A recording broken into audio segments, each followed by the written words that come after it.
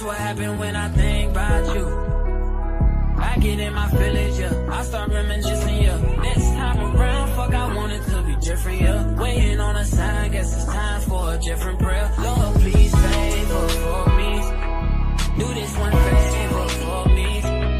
I had to change my players' ways. Got way too complicated for me. I hope she's waiting for me. Everywhere she go, they playing my songs. That's why I say the things that I say that way. I know you can't ignore me. Yeah. So give me all of you in exchange for me. Just give me all of you in exchange for me. For me. Break it down.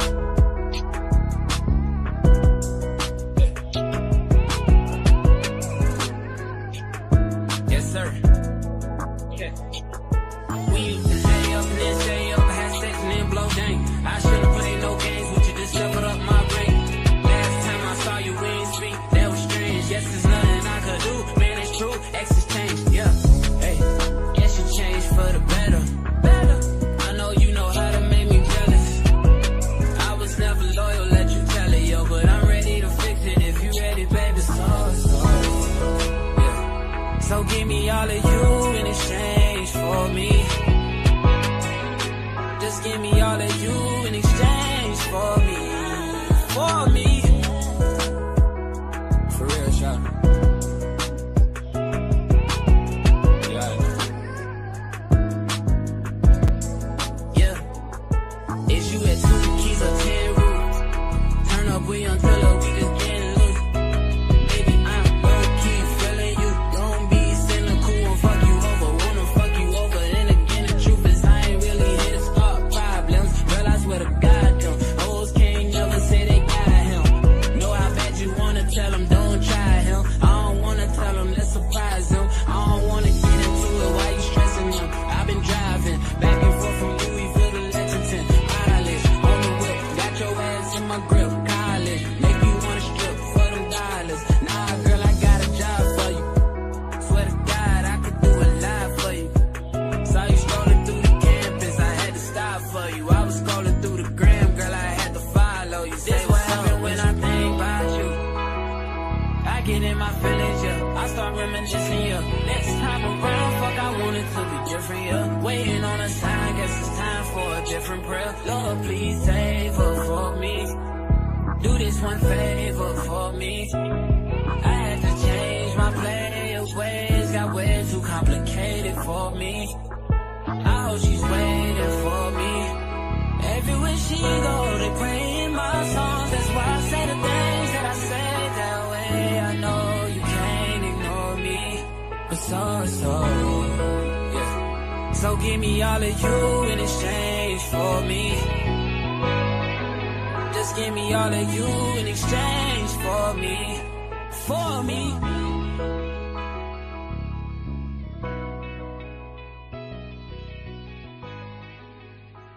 What you doing? Where you at? Oh, you got plans. Don't say that. I'm sipping wine in a robe. I look too good to be alone. My house clean, my pool warm. Just shake smooth like a newborn. We should be dancing, romancing in the east wing, in the west wing of this mansion. What's happening? I ain't playing no games. Every word that I say is coming straight from the heart. So if you're trying to lay in these arms, I'ma leave the door open. I'ma leave the door open, girl. Let you feel the way I feel, and you want me like I want you tonight, baby. Tell me that you're coming through. Ooh, you're so sweet, so tight. I won't bite unless you like. If you smoke, I got the haze. And if you're hungry, girl, I got the lace. Ooh, baby, don't keep me waiting. There's so much love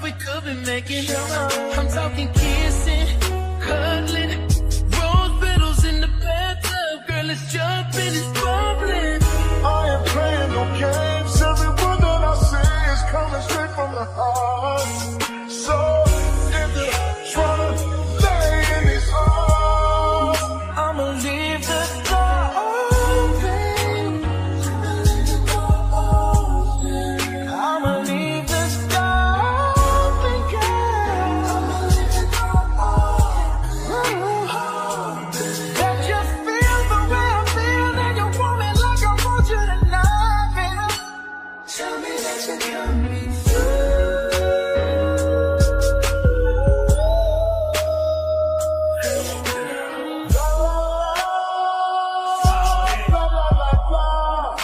I need you, baby.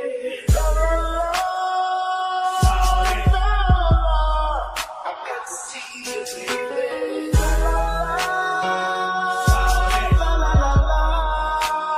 Girl, I'm trying to give you this.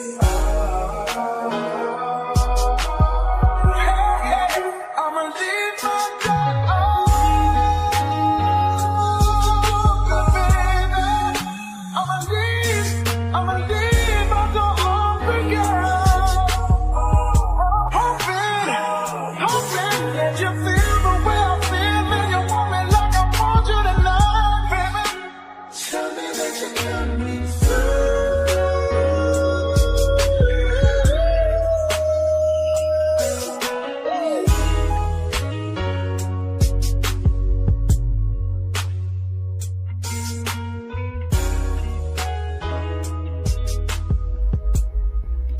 Hey. Mic check.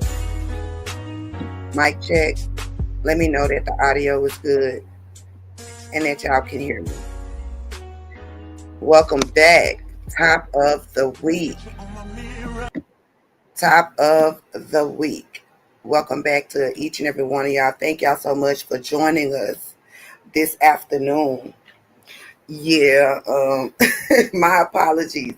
Y'all already knew what it would be when we said 8:30. Okay, I already gave y'all a heads up, and for many of y'all been around these parts, so y'all pretty used to the tardiness. You know what I'm saying? Again, it don't make it right, so I will apologize. And again, I thank y'all so much for joining us, and I want to welcome y'all to our first review, our first book review. So we're going to have to do the review the only way we know how. I welcome y'all. Welcome back. Welcome back to the channel. Of course, it is me, your girl, Transparent Talk. And today we're going to dive into a book written by CB. We know her as CB. Some of us know her by Courtney. Either way, it's one of our fellow CCs over here in the Mo3 sector. And this book is titled Still Her, The Woman Kay Couldn't Kill.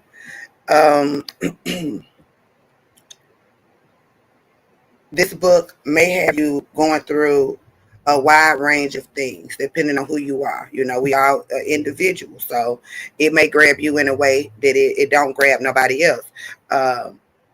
You might clutch your chest, you might shake your head, and in other parts you might be cheering, you know, rooting, haranguing.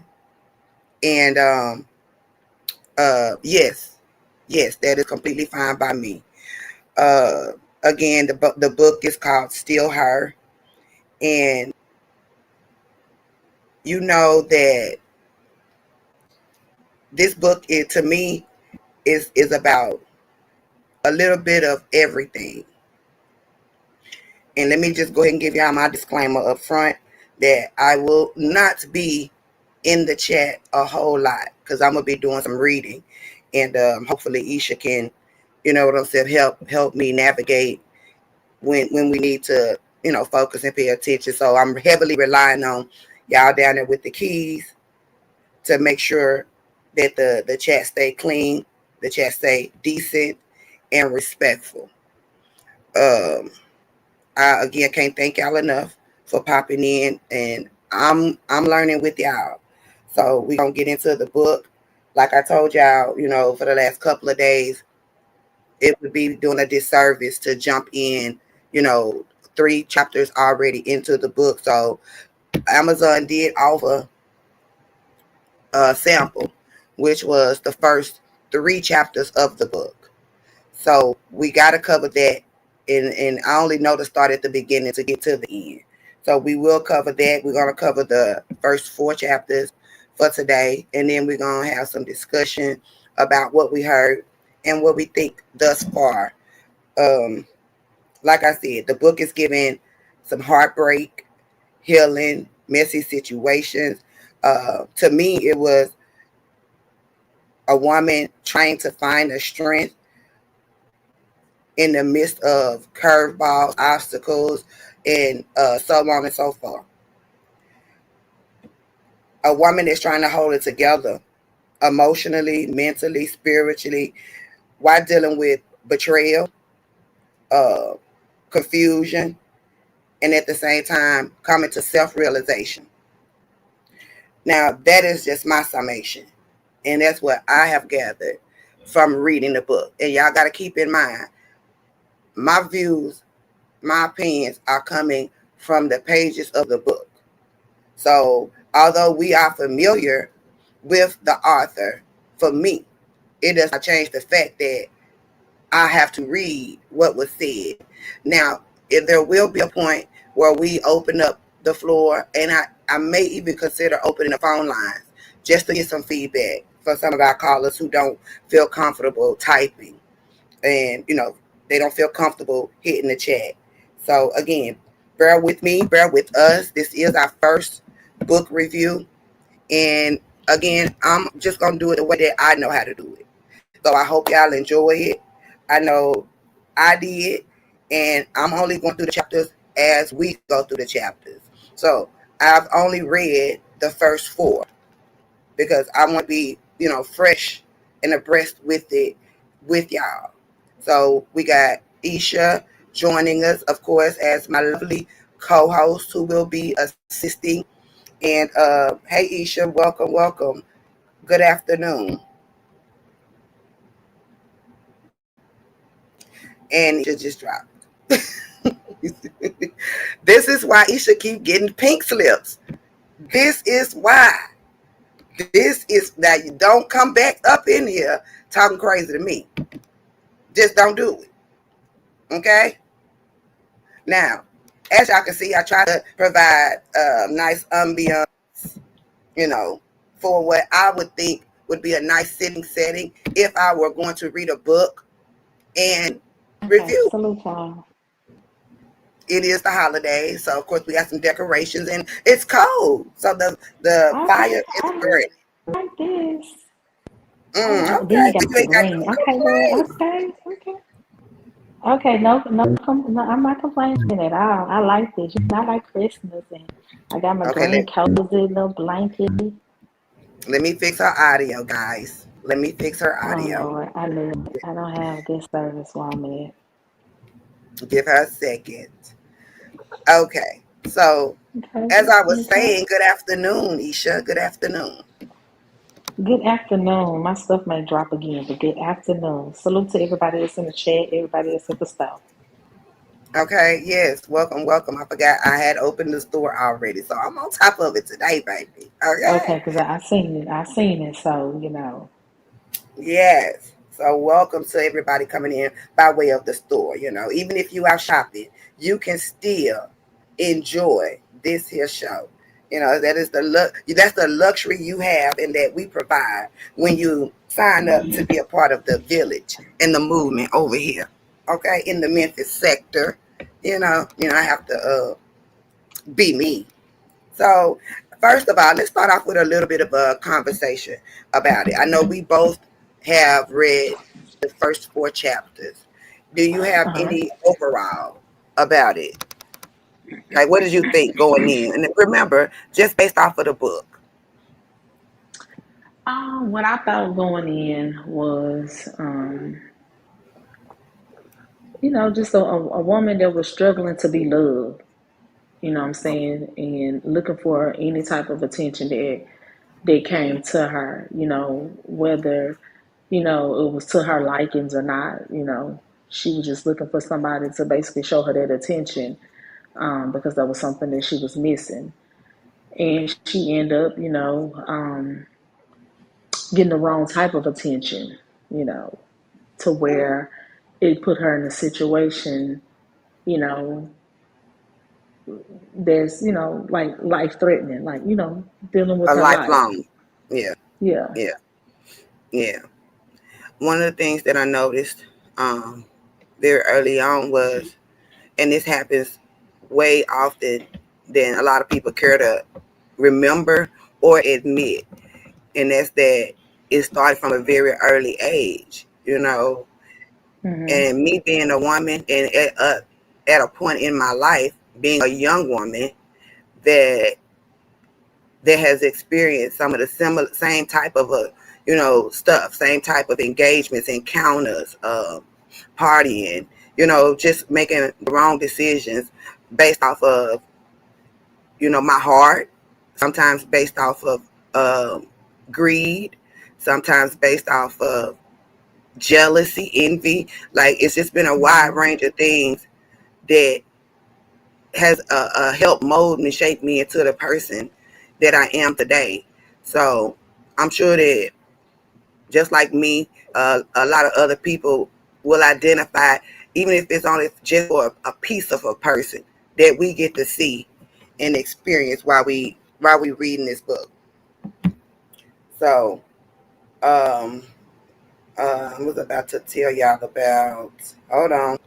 Remember, bear with me. Bear with us, because this ain't nothing I do every day, but I definitely know how to read, and I definitely know how to talk. You know what I'm saying? So yeah.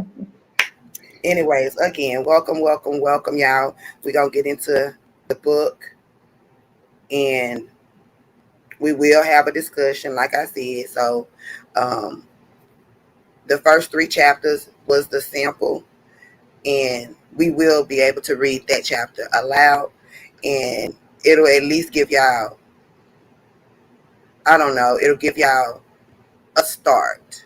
How about we say that? It'll give you guys a start. So I don't know if you want to read or you want me to start reading, because I can. Um, It don't matter to me. yeah, because I'm trying to pull everything up right now with the other Okay. phone. All right. Cool. So as we know, Come the book is on. called Still Her. Um, the Woman Kay Couldn't Kill. And Okay. upon a first initial thought, you have a beautiful cover of CB standing there, dressed beautifully, looking rather refreshed, revised. It's a nice cover. It's an eye-catching cover, if for nothing else, just for how beautiful she looked on the front. So you start with the cover, and then you turn the page, and she's captioned, quotated, a statement, which I'm sure she carries this and has to give herself daily affirmations and remind herself of this. But she says, and it's quote, "What was meant to destroy her became her destiny," and it's by Courtney Brown. So then we have the copyright, we have the dedication. Uh, I don't know. Do we want to do read the dedication, or wait for the? Let's wait further down. So let me just Okay, go. because I was like, Let's go through the mhm, table of contents okay. for the four chapters that we'll be covering. The first chapter is going to introduce us to Kay. It's meeting Kay. The second chapter is Blinded by Love. I'm sure that'll probably give us a little bit of her interaction, maybe how she got with Kay, and so on. You have the third chapter, which is the comeback, which you can probably, say, come up with three or four different things about what the comeback means. But we're going to read it, and that way you can determine what that actually means, the comeback. Because I wouldn't have thought that the comeback meant what it means. And then the fourth chapter, the masked man in my bed. So I got to tell you, the the the titles of the chapters alone are enough to make people skip ahead. You know what I'm saying? If because I don't know about nobody else, but in school, baby, I most definitely was a skipper and a skimmer as it related to reading. And that's just what it was. Oh, and let's not forget the summary. I think they call it the overview now, but and it probably was the overview then. But for us in school, when I was in school, it was considered the summary, and that way you can go through, get the gist, get the meat and potatoes of the story, and then go ahead and pass your test. This that's what I took from it. So we're gonna get into those, and we're gonna cover this shit like I said as we go. So them the first four, but then we have the author reflection and resources. That's all gonna be available if you purchase the book. I mean, this is completely up to y'all. As my people know, this was never meant to be malicious. This was just an idea that formed right before our eyes on live, and it's unfortunate. I know it's been some bad juju surrounding it, but it didn't stop me from wanting to read the book, and it didn't change the fact that I would read the book, and here we are about to read the book. Thank you for that super chat. I appreciate y'all for showing love and support. Again, I'm not gonna really be in the chat because it's hard enough for me to stay focused. So let me stay focused. So we're going to start with chapter 1. Chapter 1, it's meeting Kay. Quote, the beginning, I didn't know would change everything. End quote. It says, I was about 22 when I met Kay back then. I didn't know that one introduction would change my whole life. It all started with this girl I used to hang with. Let's call her Eve the snake. She had that slick energy, always acting like her life was perfect, like she was 2 steps ahead of everybody. You know, the type that smile in your face while her eyes sizing up your every move. Eve was cool with another girl I knew, Rika, who had a little thing going on with Kay. One night, Rika came through with Kay and its boy, T. They were supposed to head to Houston for a quick little trip. Rika was with Kay and Tank and was supposed to kick it with Eve, but he couldn't make it, and that's when everything shifted. I'll never forget it.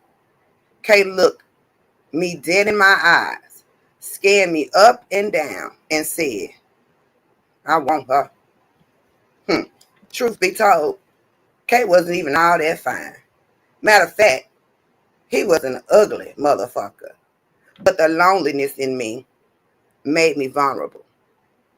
I'd been craving attention, affection, something that felt like love, even if it was temporary. And in that moment, him wanting me felt like being chosen for the first time in a long time. So off to Houston I went. It was me, Rika, one of the girls, Tank, and Kay. The trip was wild, y'all. Liquor flowing, music loud, the kind of vibe that makes you forget about real life for a while.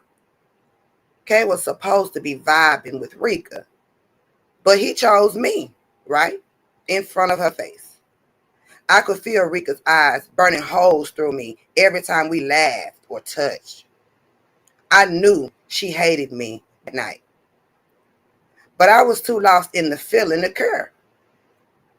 We talked, we drank, we vibed, and before the night was over, we had sex. That moment sparked something between us that stretched over the years. Even after Houston, me and Kay kept in touch, always coming back to each other when life got lonely. Every time we met up, it was the same: sex, liquor, and cocaine. See, I loved how cocaine made me feel. It made the world quiet. It made the pain shut up.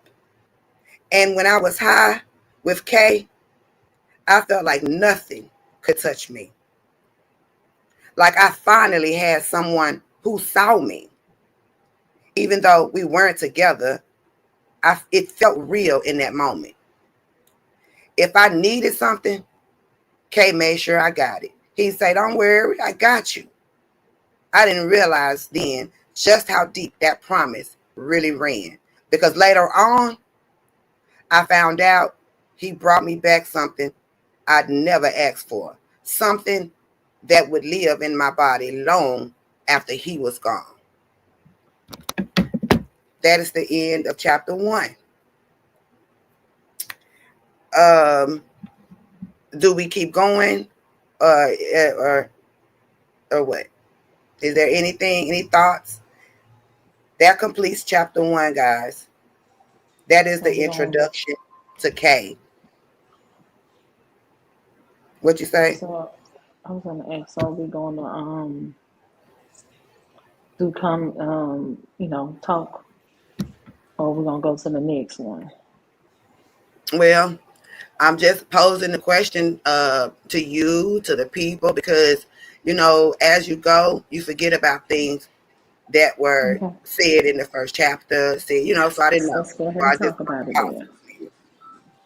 Let's go Huh? ahead and talk about it then. Yeah, we can talk. Okay. The people said keep going. Hold up. Let me look. Let's get a little tally in the chat. Do we Okay. need to keep going? Do you guys want to keep going and then Yes, no, talk? but that was a chapter. That was a chapter. I'm trying to take y'all with me step by step. So when I start the chapter, I'm saying it, I'm giving it, and when I end the chapter, I'm saying it. So I'm trying to involve y'all. I'm trying to do this the best way I can. I'm waiting on y'all to let me know, are we keeping going or what?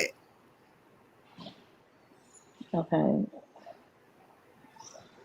No, Ashley. Okay, I say one page chat. Okay, no explain. I only see one person talk about it. Okay, that's two. Okay. One All say right. keep So, going. all right, since we got the people in the chat that's saying talk about it, let's take 2 phone calls. Okay. I'm grabbing my speaker. And as far as I'm concerned, there is no right and wrong way. As It's I a said, it's definitely a it's a legal short way, chapter. but a lawful Everybody's way, saying it's a short but it ain't no right chapter. and wrong way as far as I'm concerned. So Right.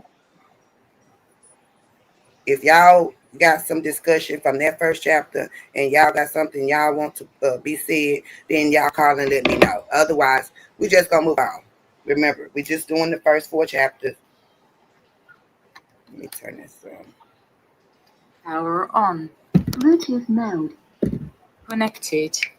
Okay, hold on. Let me make sure. All right, cool.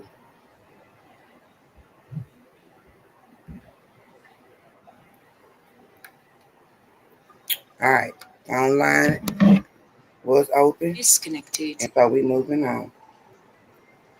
Let me turn this off. Boom. Okay, nobody had nothing to talk about? Okay. Yeah, we're gonna move on. Okay, Let's read the second chapter and see what they got to say. Maybe to give them a little bit more. maybe so. All right, so we get ready to start the chapter. Let me go back to chapter 1 real quick. So what I got from chapter 1 was uh a age. She's CB saying that she met the K guy at 22, and she met him by accident. Really,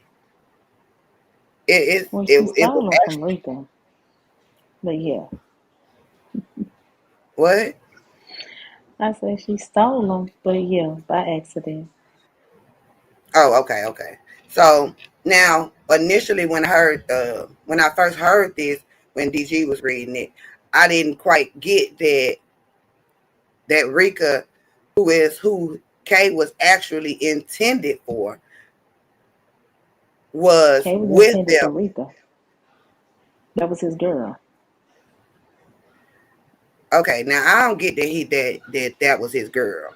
Where did you That's get who that he from? had been, but that's who he had been dealing with.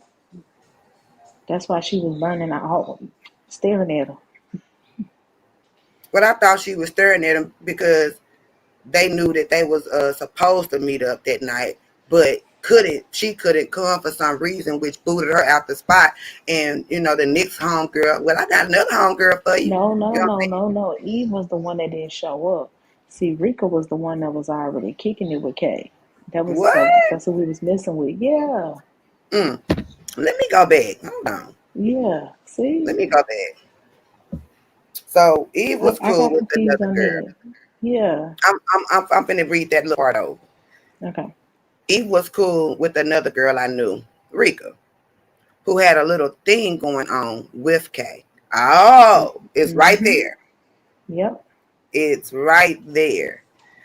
Okay, so okay, That's all why right. I said she stole them, but by accident. Mm. So one night, I'm looking at the pages, y'all. I'm looking at the pages because I'm trying to make sure that I am on the same page as Isha as it relates to how this goes. Okay, so then Rika came through, Kay, and his homeboy, Tank.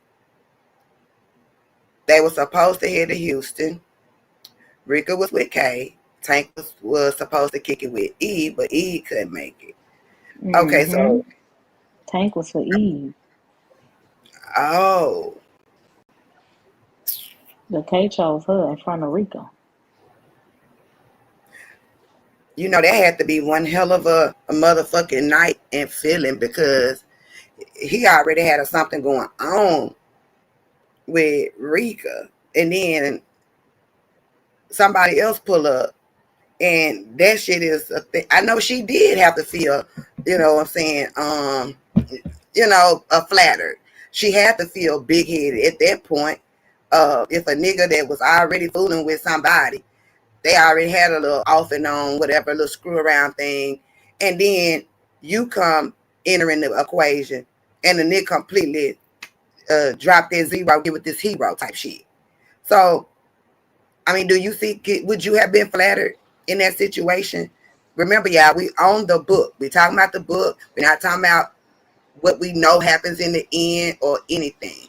So, I, I, I yeah. drop a blue heart if you would have been flattered, given the circumstances.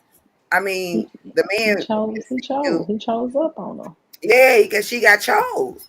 And that would makes perfect sense to me as to why she said, I got chose. It was like being chose for the first time. Drop a blue heart if you were in that situation and the meaning the nigga showed up with a homeboy and somebody that he just kind of mess around with or whatever, anticipating a third homegirl showing up that flakes for some reason. But the nigga who is there with the somewhat fleeing ends up looking at you and being mesmerized and saying, no, you the future. You that one. You that. You know what I'm saying? I just seen an angel. You know how niggas run games? I don't see no blue hearts. Okay. So it seemed like nobody said anything. Nobody could feel that at all. And and now she did say he was ugly. She did say he was ugly. So I can't, you know what I'm saying? She most All right, definitely let's did. all right. So So, but she anyway, did. She was a little flattered because being that he was messing with this chick, he chose her. mm, mm. And all right, so like I said, that's what I get. I got that she met him for the first time.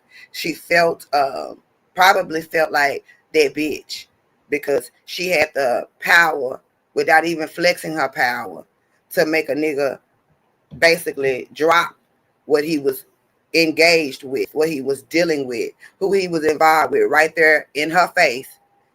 Wasn't on no slick shit. According to the book, it was right there in her face, and that was done. So I could see her being, you know, big headed at that moment. When she tell us that he wasn't even her type and stuff like that, it just reminded me of how we as women sometimes settle when when we're not complete, when we still trying to find ourselves and figure it out. Some people still be broken from other relationships, Mm-hmm. you know, whether if it's never connecting with your father, never connecting with your mother. So when I say broken from relationships, I'm not just talking about personal, intimate relationships. It could be any relationship that you are estranged from. You know what I'm saying? Those relationships are important. They're important because they affect you in your life and how you deal and how you see things, how you make decisions. So Mm-hmm. I did catch all of that. All right, y'all. So let's move on to the next chapter. Chapter 2. Blinded by love. Quotation marks. When my heart saw the good and ignored the warnings. End quote.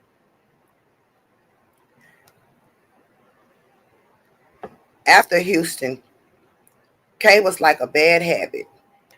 Let me start over. After Houston, Kay was like a bad habit I didn't want to break.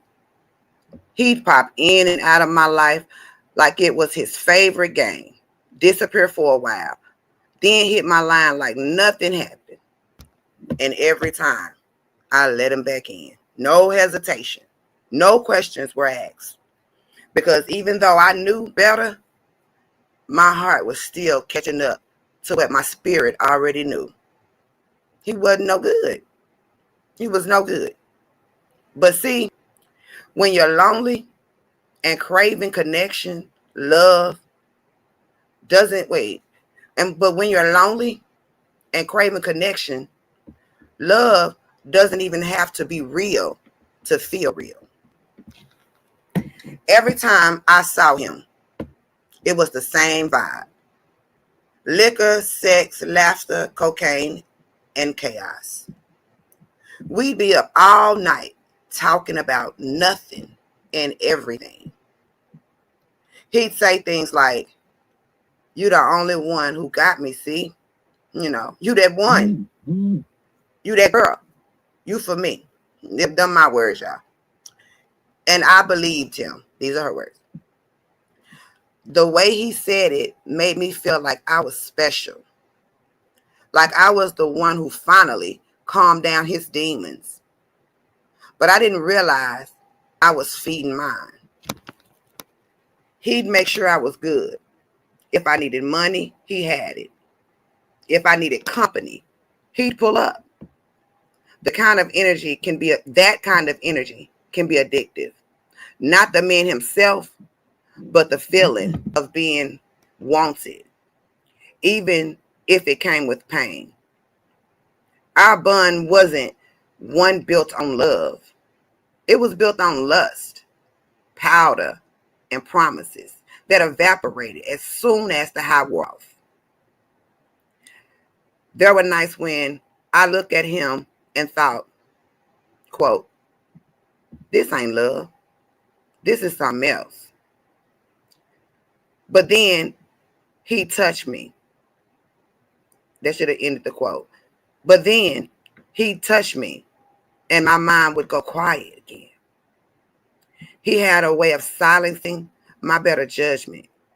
Like he knew exactly what I was missing and gave enough to keep me coming back. And don't forget, and don't get it twisted. I saw the red flags, the disappearing acts, the unanswered calls, the random girls leaving comments under his pictures, but I ignored them. I told myself, he's just busy. He's just living life. When deep down, I knew I was just another body in his rotation. But when you're blinded by what you think is love, you start convincing yourself that pain is patience and lies are loyalty. I thought maybe if I kept showing up for him, he'd eventually show up for me. Instead, all I did was lose more of myself trying to love a man who never planned to stay. Our connection was intense, fast, and dangerous. And just like fire, it burned everything in its path, especially me. That is the end of chapter 2.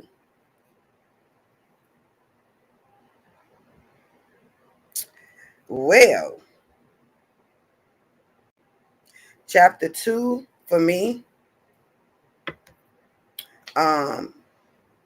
gives insight as to the vibe.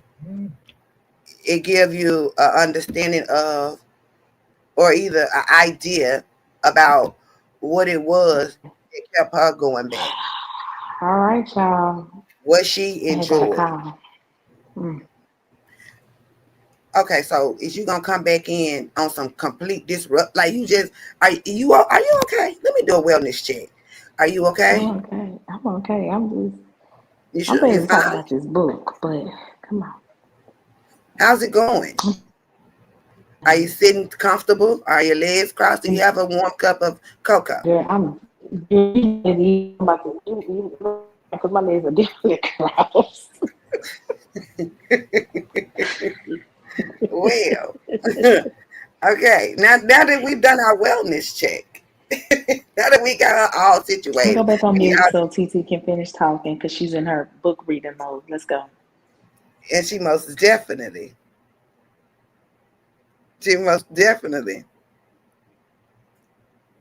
Man, listen.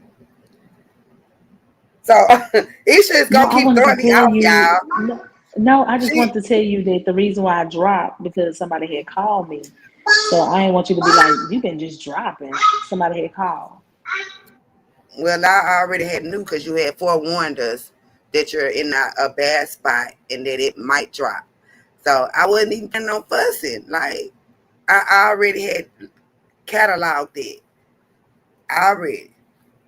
See, I guess I've been abusing her too much, y'all. She got PTSD. PTSD. She has PTSD behind it. All right, so all right, y'all. So that was the complete chapter 2, and Are we gonna talk about it or we just gonna keep going? Or we gonna leave it up to the chat? I mean, well, what did you think from what you read, and now what I just refreshed your memory on? I felt like it was CB letting us inside the vibe and the times, And for me, it's like, okay, this is the puppy love stage where you know Mm-hmm. what I'm saying. It ain't nothing secure, So I wouldn't exactly call him my man, but when we together, that's what it feel like. And so a Right. lot of times we just focus on that. We focus on us. A lot of women do it Right. today because they play the side woman or the mistress position. So they have been conditioned and they have programmed themselves to not be concerned with anything that don't have nothing to do with them, and they soak up the moment. So if people don't understand how Right. people can be side girls and mistresses, it's because they have conditioned themselves to be selfish in a way, which means they only focus on what is going on, how the man does with them, how he treats them, how he respects them, how he takes care of them. And Right. Anything to fill that void. exactly. And a lot of it is, yes, you are fooling yourself. Yes, you are. But again, you would have to, because even though we talk a big game or whatever, I think at the root of it, no woman wants to share something special to her. And especially when we're talking about partners and love. Right. So she talked about that, and that's what I saw her doing. I saw her, just liking the vibe that He That provided they should. whenever she was with him. You got anything else you want to say about it? I mean, just mostly, she was just excited that she didn't feel, I mean, to have somebody, to give her that attention, So, um, and he provided that for her, whether, I she think seen it's the when she red knew better. flags. Yeah. And she Yeah. knew better because she seen the red flags. She knew there was red flags. She just, chose to keep going, based on the fact that the attention that she had been yearning for. Right. Right. And like you said, like she even said, y'all, instead of dropping her channel, I want y'all to drop the link to the book, not the channel, the link to the book. And that's on her community wall somewhere.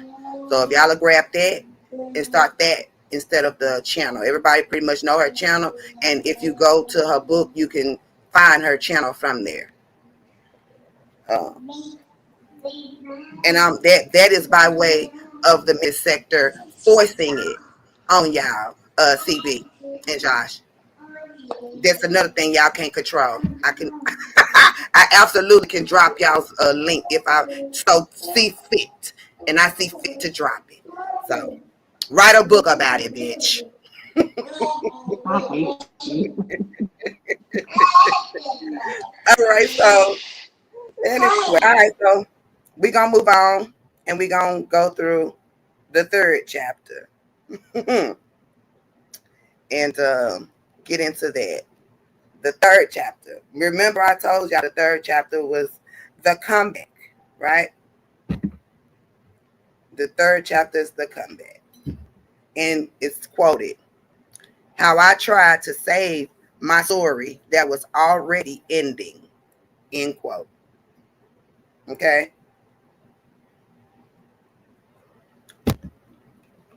For a while, me and Kay fell off. No calls, no texts, no random pop-ups, just silent. And honestly, I didn't mind. I was in my own lane, trying to live life and figure out who I was without him, clouding my space. Let me say that again. For a while, me and Kay fell off. No calls, no texts, no random pop-ups, just silent. And honestly, I didn't mind.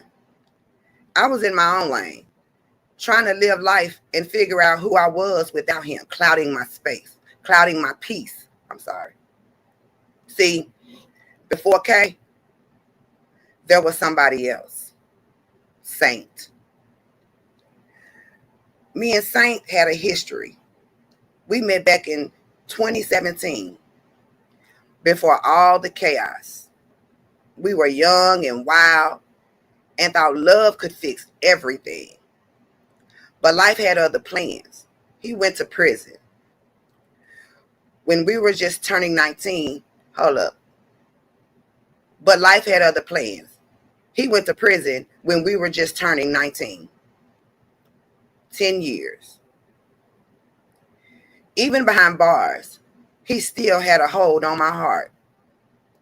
When he got out, he came home to me.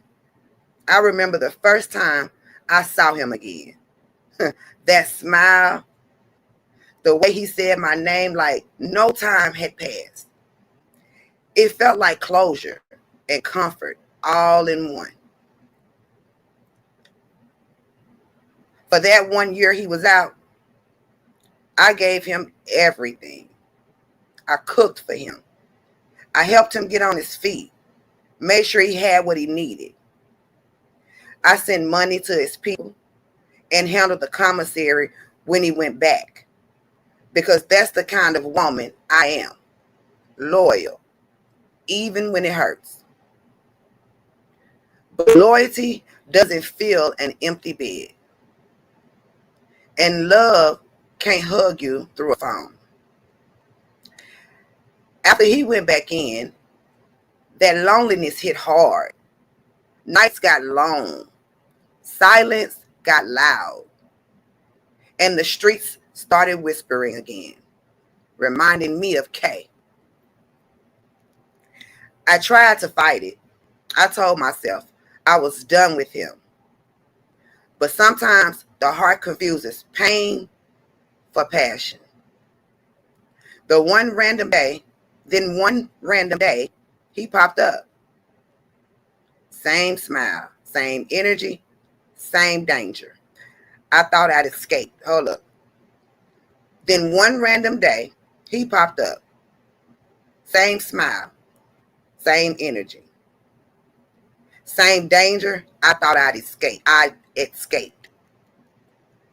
He said, quote, "Damn, C, you looking good, girl. You've been hiding from me." And just like that, all the time apart vanished. I wanted to say no. I wanted to stand on my strength. But the truth, I missed him. I missed feeling wanted. So I let him back in, knowing I shouldn't. And this time, y'all, I was about to find out just how much one man's secret could cost me. That is the end of chapter 3. So that was the comeback. That was the comeback of Kay. That's what I got from it. Because from my understanding, Saint went to jail. So although she was trying to be there, and it looks like it suggests that she was there throughout his bid in prison, but like she said, you know, life is still going on out here in the free world. And where those isolated 15, 20 minutes on a phone call, they get a lot of women through these bids with their husbands, with their boyfriends, you know, with family. But it's certain things that you just cannot do through the phone. You can maintain love. You can forever love and even be in love. But it's other parts that are just not going to be able to be filled in totality in a relationship when one can't get to the other. And then there's temptation. You know, then there's the flesh and being in the world and all of this, the opportunity that people pass up trying to remain loyal and true and pure. And sometimes it gets the best of us. So that's what I saw happen in this chapter. I saw somebody that, you know, she was deeply in love with, cared a whole lot about, go away, therefore leaving her left feeling empty. And so you need to fill that cup in some way. And for her, it was like, who better than this person, Kay, who she's already familiar with, who she's already explained to us in previous chapters how he made her feel, which was on top of the world, you know, even if it was just a dream, even if it was an illusion, even if it would cost her dearly. It don't change the fact that in those moments that he gave her a piece of peace, if you will. Isha, you got anything you want to piggyback from chapter 3? Yes, on chapter 3. Now she did do some of that bid, but she gave up at the end of that bid. I think that was the third time he went back.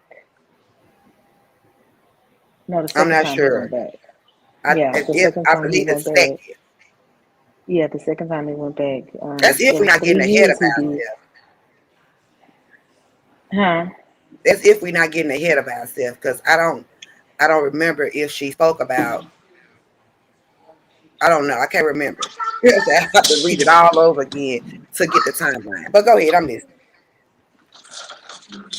Um, but no, because I wasn't gonna go too deep into her, you know, giving up. But um, like I was gonna piggyback off of you what you said because yeah, that the jail talks and all that. I don't even think she went to go see him and stuff. But them jail talks, you can only do so much. You know what I'm saying?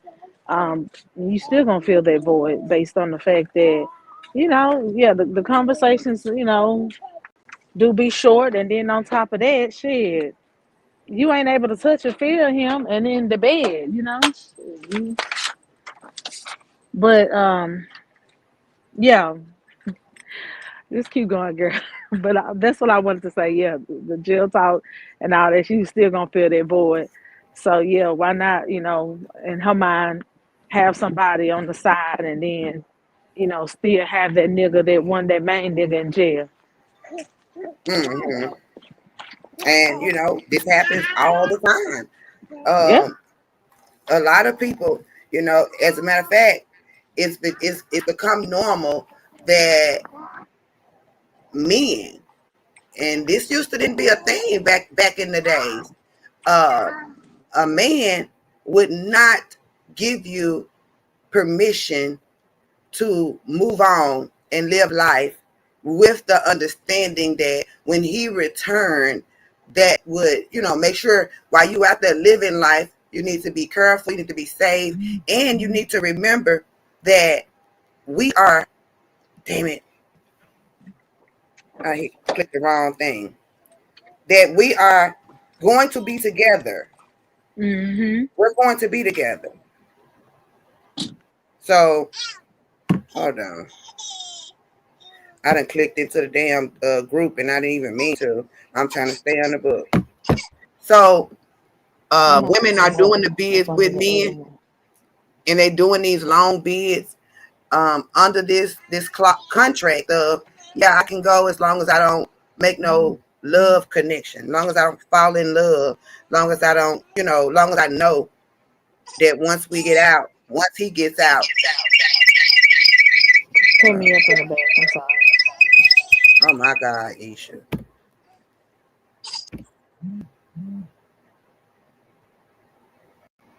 And then both of them dropped. I don't even know what I was saying, y'all. I have no idea. So we gonna let her come back and kick the conversation since she is the one throwing me off. Let me go on mute and let her have it. I'm not trying to. I'm sorry, y'all. Let's go ahead and get this party started. Come on. Hold on. Shut up. All right, I'm ready, y'all. That's it. Let's get Yeah, this is our the first book party reading, started. y'all. Come on now. Let me know when you need me to start. Come on, let's go. Okay. Start with I what? see people anxious and stuff, but don't get ahead of yourself, y'all. We're gonna talk about it. We're gonna talk about it. We're gonna talk about the things that you want to talk about, but we also gotta, what I'm saying, uh get an understanding of the book. I mean, even though we know, but we still gonna talk about it and what CB meant in this book.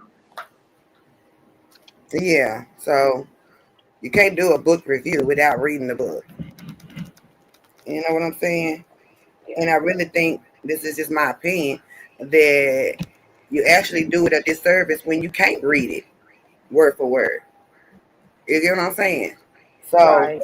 when you have to go through and, block out this word, that word, skip over this subject, this part of it, then that's when people are left with a bunch of questions and they puzzled about, they're even more puzzled than they were when they didn't know anything. Because now, they only have pieces of what was read out loud. And let's just be honest, where there are going to be a lot of people that purchase the book. There has been a lot of people that went and purchased the book. It's gonna be a lot of people that don't purchase it, so they just gonna be left with, whatever a lot of y'all type, and they're gonna be left with a lot of what the pieces that we put out that we actually do read from the book. Right. So hey, it is what it is. But all right, so we're gonna open up the phone lines after we get through this one. We're gonna open up the phone lines for discussion. Now, in chapter 4 is about the masked man in the bed. So this speaks of K. Chapter 4 is speaking about K and basically how he is a wolf in sheep's clothing. He is putting out this facade and really putting on. So this would lead one to believe that K himself is well aware of what's going on with him. Just going off of the book, and everybody's perception is different, but that's what one would believe. And it says sleeping next to someone they never knew. She says sleep. It's like sleeping with someone that she didn't know. Even though she had been dealing with him, hanging out with him, she didn't know him. She didn't really truly know him. And I feel like if it's party, sex, and drugs, a lot of times you are living in a false reality, and you got a lot of wind or something.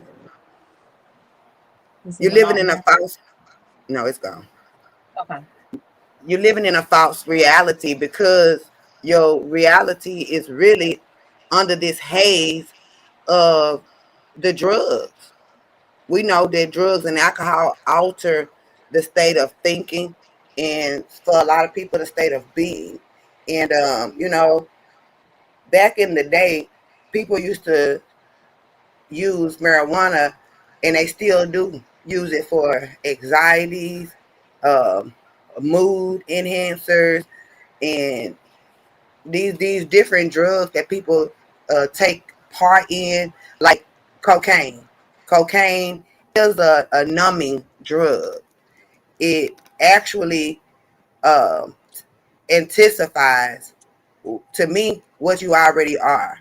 So if you're in a good mood, you're going to be in a great mood. And it really gives you this false sense of security, a false sense of reality. So you couldn't see anything being bad as long as you're under the influence. Now everything is good. It's really LG. Life is good. You know what I'm saying?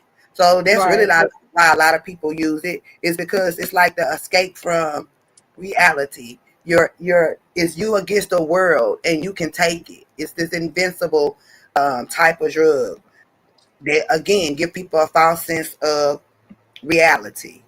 So, like I said, in chapter 4, she goes into the fact that she never really knew him, which she couldn't if that's all they did. Um, they linked up during this time, and it just reminds us of how every time they linked up, no matter how much time had passed, it was still like no time had passed. It was that kind because they were on the same thing. Um, Mm-hmm. she discovers. Wait, you want to get in there and say something? I mean, yeah. I mean, in chapter 4, because y'all know we can't read it word for word, so this is where we can't read it word for word, y'all. But in chapter 4, when she say a wolf in sheep clothing, meaning that she started noticing things about him, his appearance, um, the way he looked, the weight he lost, the skin tone of gray, um, you know, he looked tired. And so, his response was, he had been hustling and grinding as the reason why he was looking so flustered. But in her mind, she knew something was wrong. She just couldn't pinpoint it. and she knew he wasn't gonna tell her the truth. Now, So go ahead. Go ahead. I was just gonna say, again, she talks about falling back into the same. He been gone. They hadn't seen each other, but when he pops up, it's just like old times. And once again, Mhm. boom, she's right back, melting in his arms, and they back in the same toxic environment. What she now knows as a toxic environment. Um, she talked about now This is is a when Saint leave her. Remember? okay.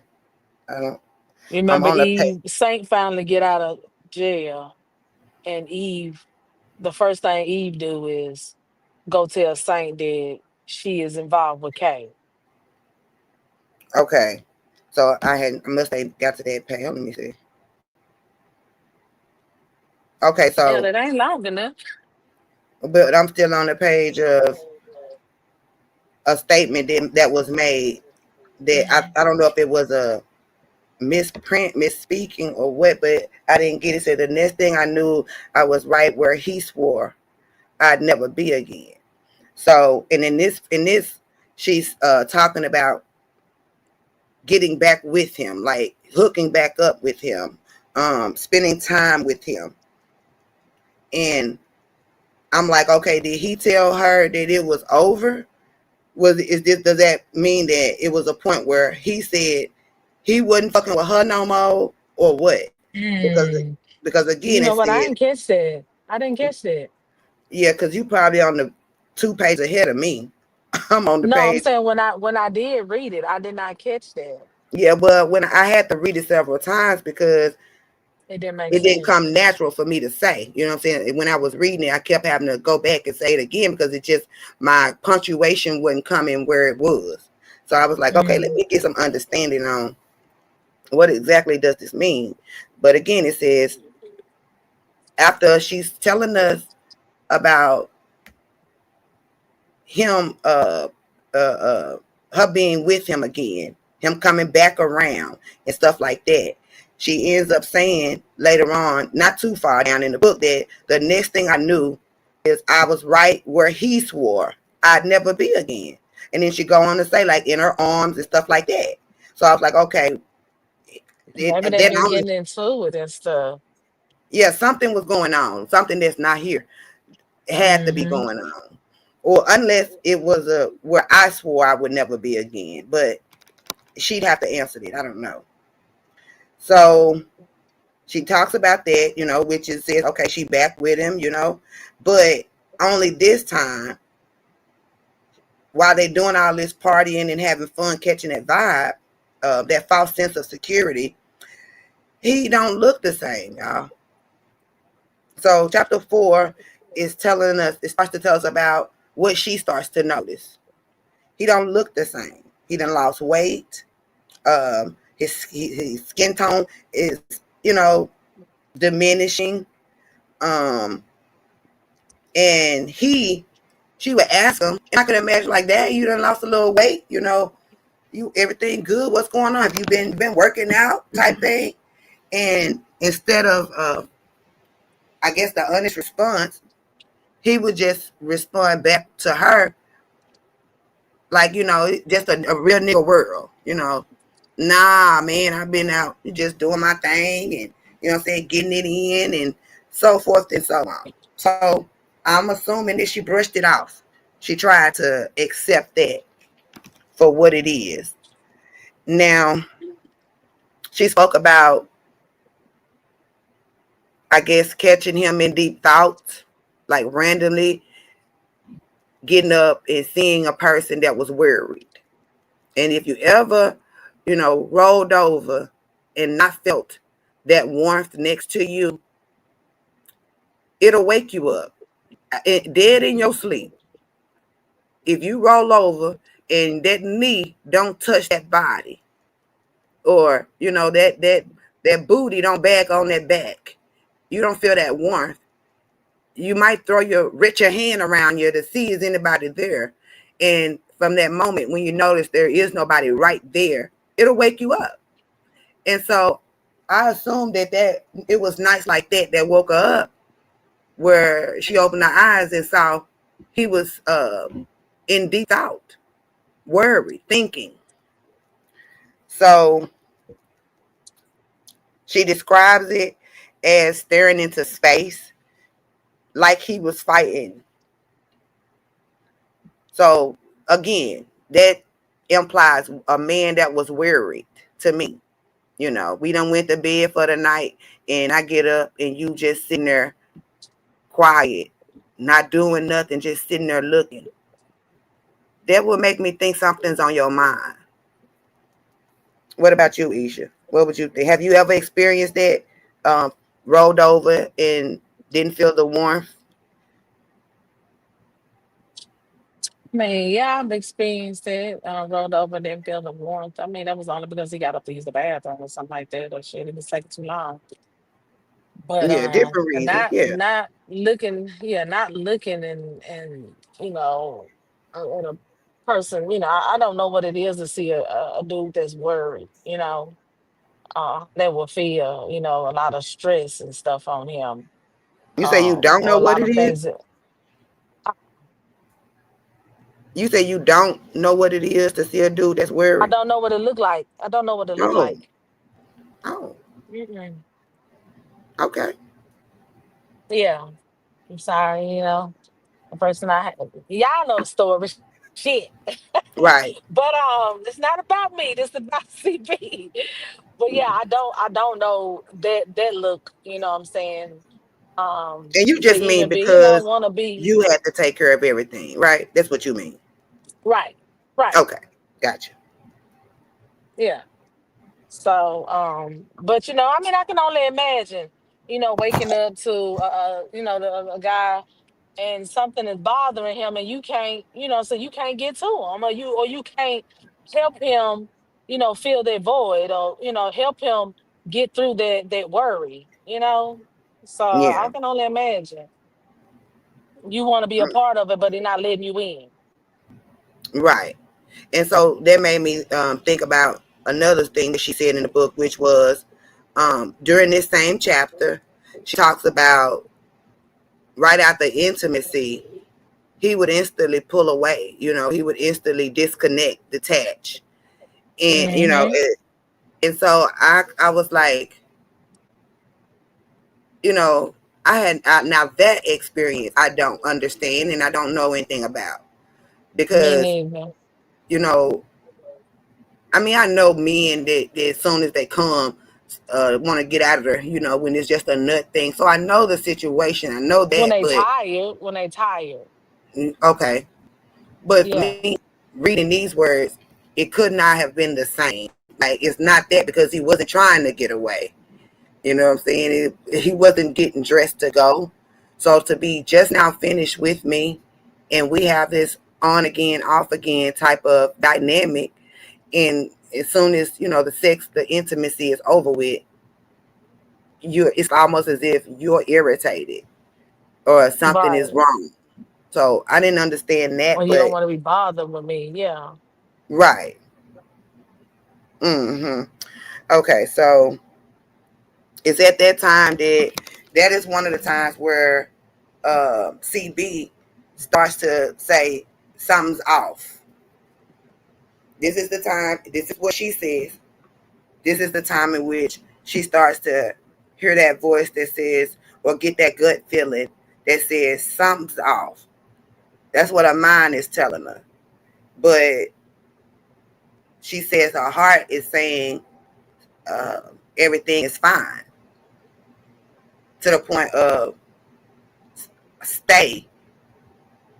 And another thing that confuses me, which is why I was asking those other questions about the statement made about she was right back where he said she wouldn't be. It had to be some sort of, friction or somewhere in between these times because why would there be a statement made?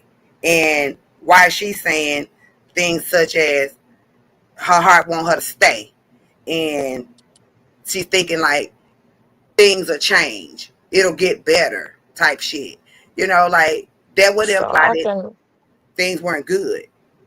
So I can also probably say that, maybe that situation happened once before, like after sex, and they had, it made her want to say something, and he told her that it would never happen again, and she's right back in that situation where he's, he's standoffish, like he's pulling away from her, and then also, he's doing the same thing, out wondering. He's not in the bed laying with her. He's, what I'm saying, his mind is just somewhere else. So Yeah, that but could no, possibly be a thing because she, but that probably statement brought it came to his way before. attention. No, the whole statement came way before this right here. So But I'm saying though, they probably already had another sexual encounter that she didn't put in the book that made her be like, question that. And he probably told her it would never happen again. You no, get what I'm because saying? she says that next thing I knew, I was right where he swore I'd never be again. And then she goes on to talk about being with him in his arms. Mm. So that can't be it. But I get what you said, but that just can't be what that statement is about. Now, Okay, maybe she got a typo. maybe. So this chapter also talks about Saint again. Saint comes up again in this chapter, and now he is home. He's home from prison, from what you said, his second bid. So he actually went to jail twice up to Hmm. now. So he had been gone for 3 years, and she did those 3 years. I'm just gonna assume, since she say till she couldn't no more, I'm just gonna assume that she did them 3 years, did most of the 3 years with him, and but that could She mean, stopped. yeah, or she She could have did done just a year. I don't know. I don't know what her breaking point was where she couldn't do it no more. But we know when that she got too involved with Kay. with Kay. Okay. Hmm. All right. Well, so he comes home after being gone for 3 years. She tells us in more detail a little bit about Saint. So her and Saint actually met before her and Kay, because she was 17 when she Hmm. met Saint, and she spoke about it being, young love, and basically she spoke about him being what I would say like the love of your life, or your first love type of a Right. relationship. And so that's where we understand, the positioning, like of who came first and what time, right there in chapter 4, when she tells us for herself that he was her first love, or at Well, least shit, the they only been knowing each other for 2 years before he went to jail. okay, that's true, But because okay. He she went to said, jail when they was turning 19. right, so from 17 to 19 is when her and Saint were together, and she was it. But you don't think that could have still been her first love? Like, just because it wasn't but 2 years don't mean that. And yeah, I'm just saying though, like, it wasn't too far of a gap, in between um Kay and Saint. How about to say another name? Yeah. Oh yeah. So she bumped into Cause him. it, Yeah. yeah, I'm like, calm down, Nisha. I'm about to say I got that another name. I couldn't think of it at first. Hmm. Well, I'm glad you caught yourself, child. With it, and all of this is the view and opinions. This is all for entertainment, educational, research. The link to the book so that you can read it word for word for yourself is circulate in the chat if anybody's interested. And I hope y'all enjoying this thus far. All right, so this book, the chapter 4, also reintroduces us to the role that Eve, if y'all remember, Eve was up in the earlier chapter. I think it was chapter 2. But Eve comes back into play in chapter 4. Uh, it speaks about Eve basically once Saint get home. Eve is the person that go and lace up Saint about all the happenings that has happened Mm-hmm.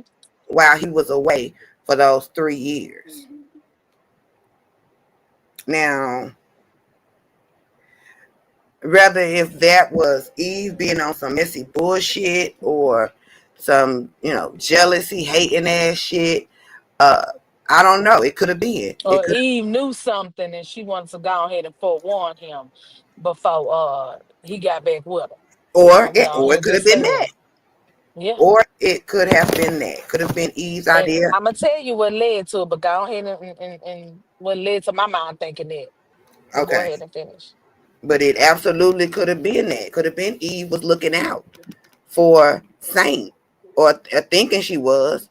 You know what I'm saying? So what the real reason, the real intent, we can't say. We don't know. But it is what it is. So anyways, uh Eve laces up Saint.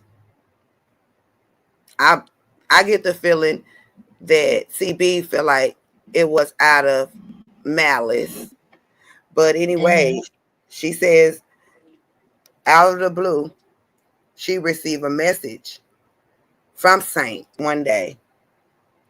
And the message goes like this: you let Eve trick you out your spot. So Saint sends a message to CB randomly one night after he gets out of prison from doing this 3 years. Remember, associate Eve of CB's goes and fills Saints in on what CB has been up to. So now Saint reaches out and says to CB, "You let Eve trick you out your spot." CB says that's something she never would forget because he also told her after that he could never fuck with her again. Now, in hindsight, I know that hits differently. Remembering those, reading those words, they have to hit different from when they hit that first time. Even though being that Saint was considered to be the love of her life, I think it hit her and gut punched her to read it anyway. Just coming from, the man that she considered to be the love of her life, the man that she did the bid with, the man she tried to hold down and stay true to, the man she lost time from her life trying to be there for him in his life. So Hmm. now looking back, I bet it hit her 2 times differently. Hmm. So he also said some other shit. He said something about,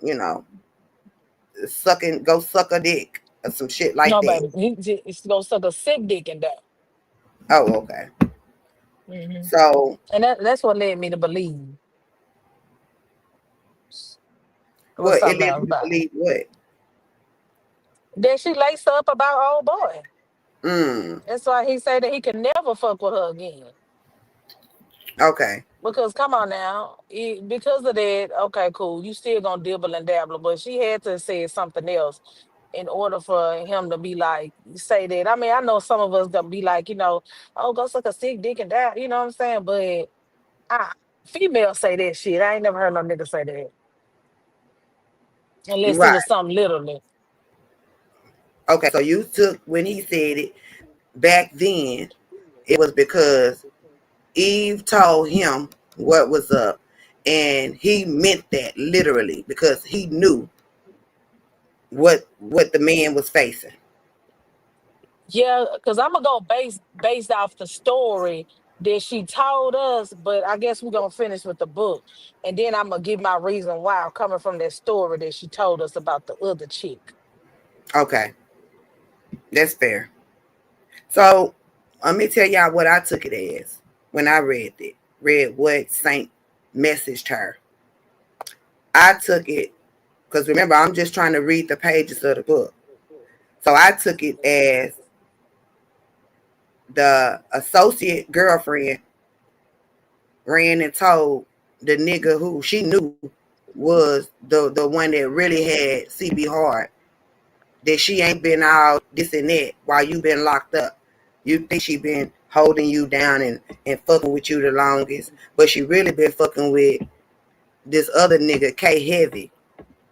And rather she told him or not, you know, what the word was around him, I don't know at this point. But when he messaged her and said he blamed it on Eve, he said Eve tricked her out of her spot. So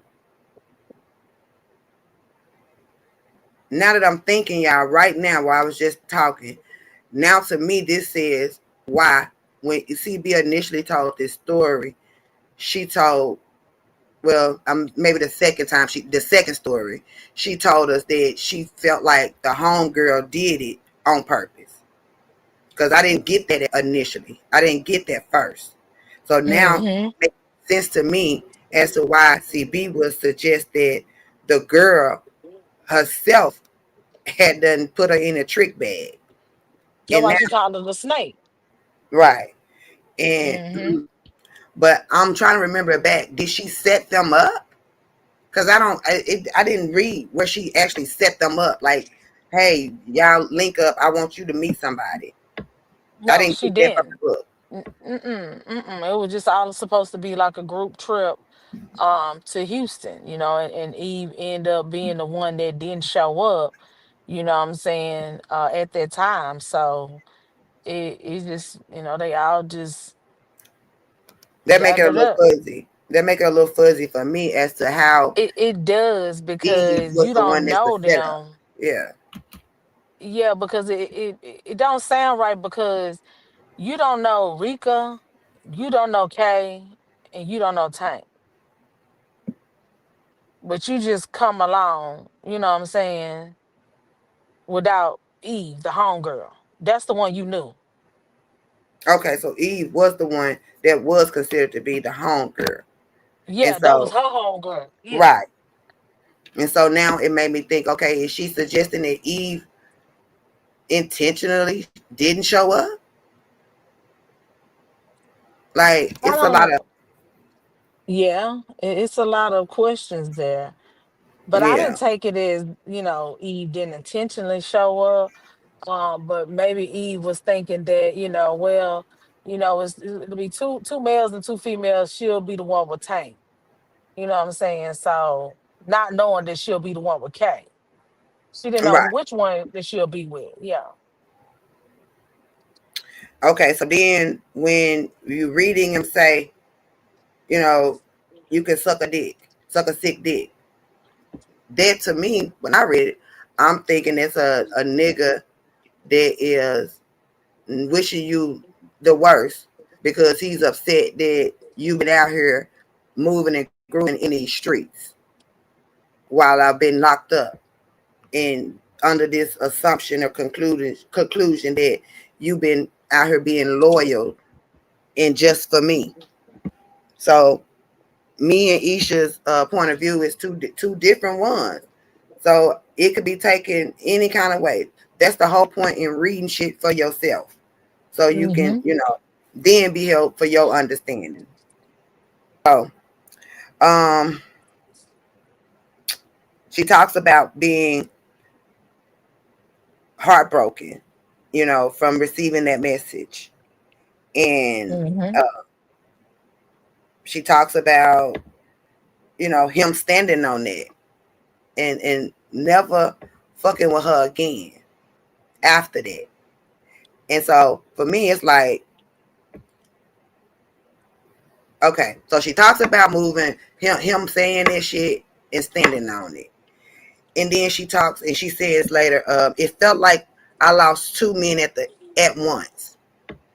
That was another statement that I didn't quite get. It makes me question what exactly was going on with Kay now. Because as far as we knew, prior to Saint getting home, Kay was still there. Like, she was still with him, even Right. though she was feeling like, oh, it might not be a good idea, or he lying to me. But she was still fucking with him. So it But make there me was still a disconnect yes. Because how do you feel like you lost two people? because she felt the disconnect between them because the conversations, like the way he started acting towards her, that was a Mm, big disconnect. You went from, in which like she said, like the partying and the drugs and all like that and the alcohol. I mean, that was only just for a limited time, like until reality kicked back in. But she really didn't have a connection with him only during the party time. right. So anything after that, there was no connection. It was a disconnect.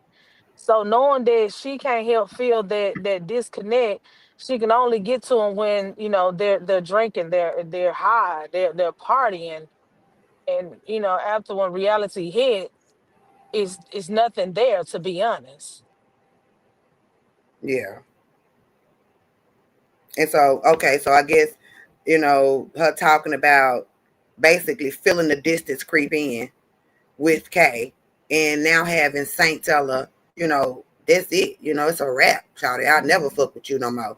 And then actually showing that by, in all communications, she felt like she lost both of them because one was fading away slowly and one disconnected instantly. Okay, so I can get that. Now she spoke about, even though she felt the disconnect happen and happening, she was still willing to be with him. She was still, I guess, wishful thinking.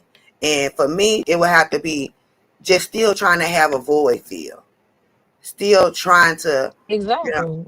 be loved, be, cared for, even if it was under this false sense of security blanket. It was still better than not having nothing. And Right, because she had just lost Saint, the love of her life. right. And this ain't nothing new. Like, people accept less than what they deserve all the time because it does give you a temporary fix, a temporary sense of security and calm. So there wasn't anything abnormal. Now she also goes into um she speaks about, because she don't quite go into it just yet, but she speak about looking back. She now know that her life is right now in this moment is changing and she has no idea. She's speaking about something being in her body that she could have never imagined, or she had no idea was getting ready to creep up on her and basically change her life forever. All right, so then it's a part where I feel like it's a thought, an afterthought, because it's outlined the whisper I should have listened to. So it's outlined the whisper I should have listened to. And I had to ask Isha about this because I was like, the way that she went into this whisper, I didn't understand it. But when Isha got through breaking it down from her point of view, it helped me understood that this wasn't really the order, like the next page in the book. This was actually her telling us what she had once thought. So she titled this little part "The Whisper" to take us back into when she might have been just, When she got going. that whisper, Yeah, she was when going she sitting there, received it. might have Hmm. been sitting down and thinking about stuff, and then she remembered something, saying something to her. You know how we get that soft voice in your head. or you get that gust instinct. It's no different from that. So she goes back to me.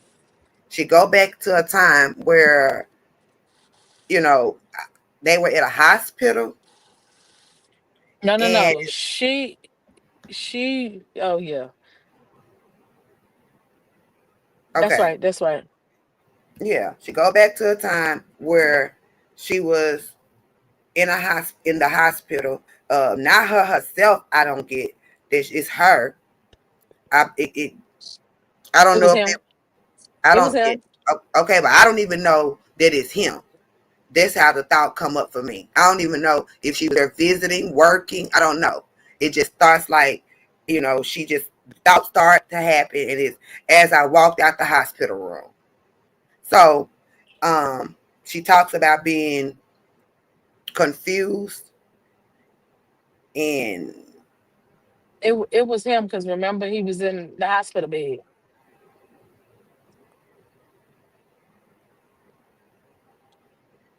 I You didn't didn't. read I that didn't. part? Not in this chapter. Uh-huh. He most definitely was in the hospital bed. That was towards the end. I mean, not End in of this that thought. chapter.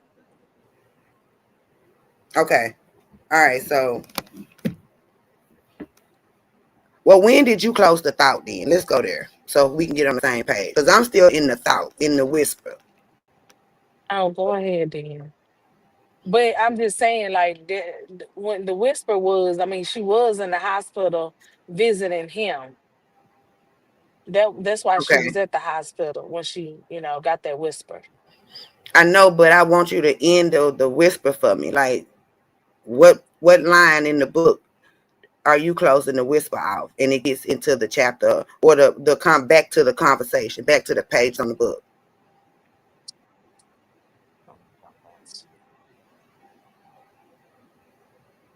I'm trying to see, like, Yeah, I'm looking too. Because he talks about the memory that she tried to forget. Uh,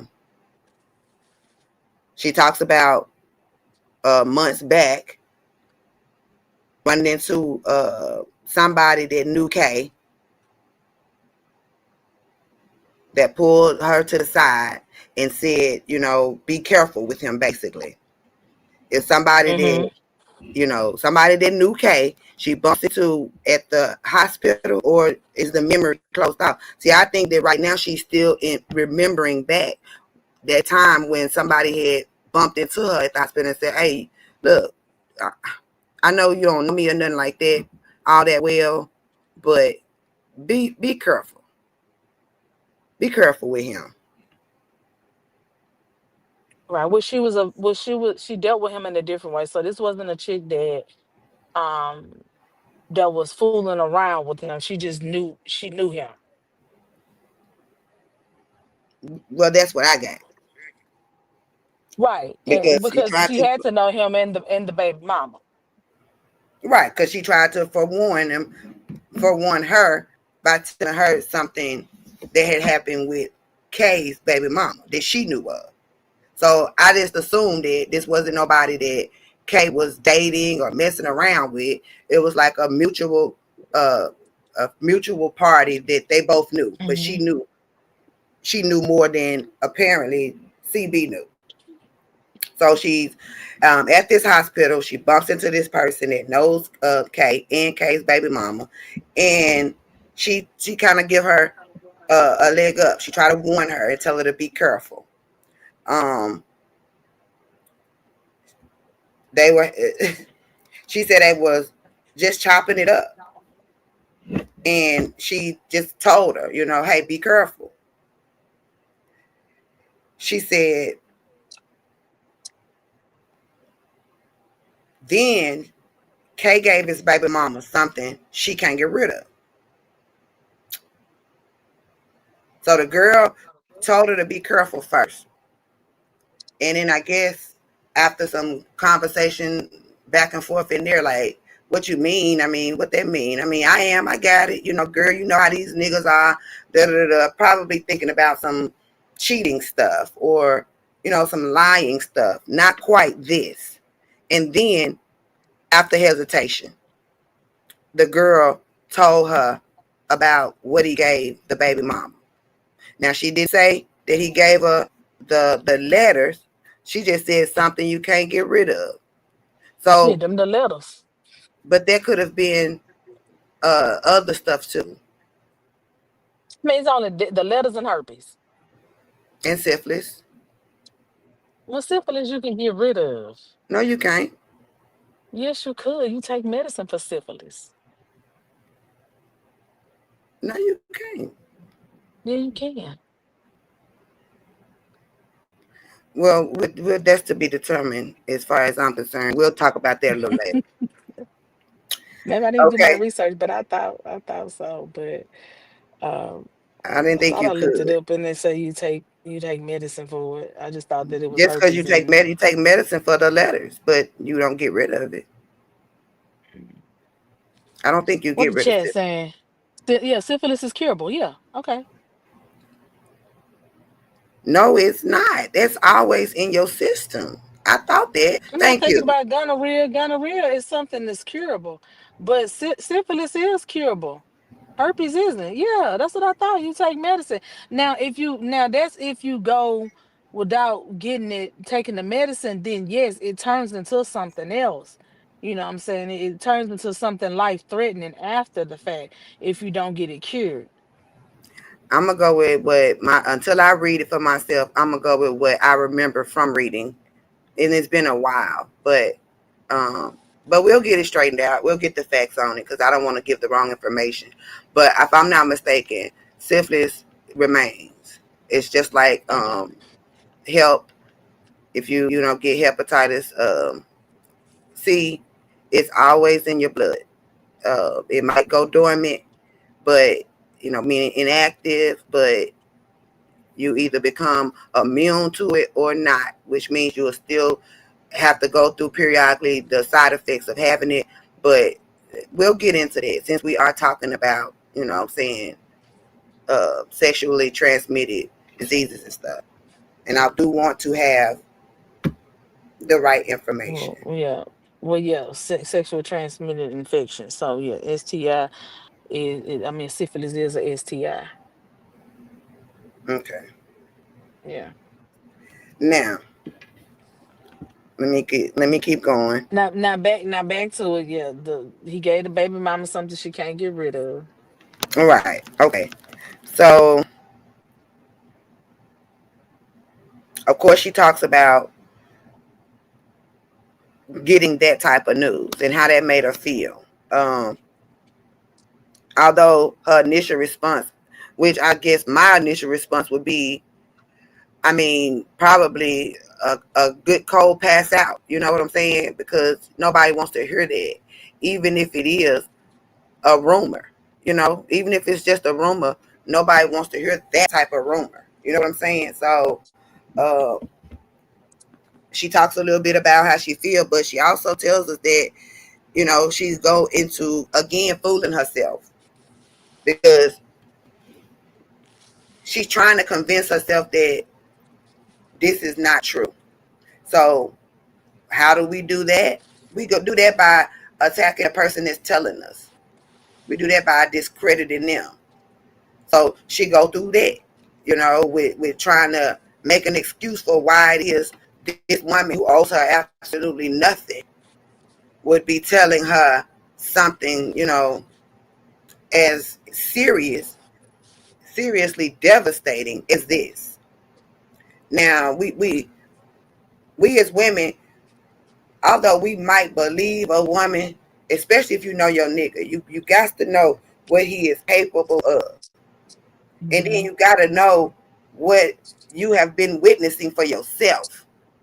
And then you put those two things together to conclude, to use your judgment as it relates. But we still honestly don't want to believe that no other woman can come and tell us nothing about the nigga that we sleeping with, the nigga that we laying with, the nigga that we are building with, living with, you know, taking care. We just don't want to hear it. We don't. But that don't mean because we don't want to hear it that we can't hear it and know if it's true or false. And so she went through the state of, like I said, trying to convince herself of all these reasons why it's not true and why this girl might be telling her this hurtful, spiteful information. And having a revelation of why he might be in the hospital. This is what I'm getting. It's While he flooding through. was in the hospital.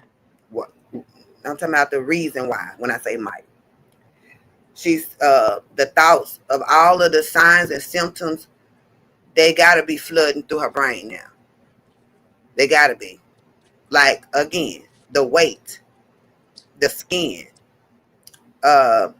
him trying to be discreet, all while being in the hospital now. You in the hospital already. And it makes me act like, what did he tell her? What was his reason for his hospitalization? And when the girl meets her down the hallway and tells her of this new information, did she bring it up to him? You know, did she go back in there and ask him about it? Or tell him that she just bumped into such and such, and, you know, anything to see what his reaction would be, what, you know, how he would move. Anyways, she Okay, talked can I about tell you him. how I took this? Yeah, go ahead. Okay, so how I took this was when she finally went and got herself tested.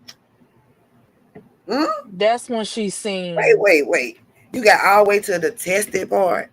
No, because okay, let me go back and tell you. All right. Because when she said right here, the whisper I should have listened to, she Mm-hmm. goes back in time. See, this is when she went to the hospital. She goes back in time to basically when she walked out the hospital room. She did because it was for her. Okay, That's so you told when me he was in the hospital when I was trying he to test. was he was, but that's what I'm trying to tell you. So you correcting it now. Yeah, I'm correcting it. Okay. Okay, so this is when she walked out. This is when she got the memory in her head because she was already scared when she got tested. But when that's when she seen old girl and bumped into her. And I mean that's not what she seen. That's when she remember when she bumped into old girl, like, dang, the girl told her this, and then it started to hit her as she walking out the hospital that damn, like this explained when she went to go see him, the weight loss because he was previously in the hospital. That's what I was trying to get to. Because it says right here, it hit me like a truck, and then it explains like while she walking down the hallway, she was talking about his skin, the way when he hit the wristband, or the nurse, walking in and out or whatever. Um and then him, basically putting her out.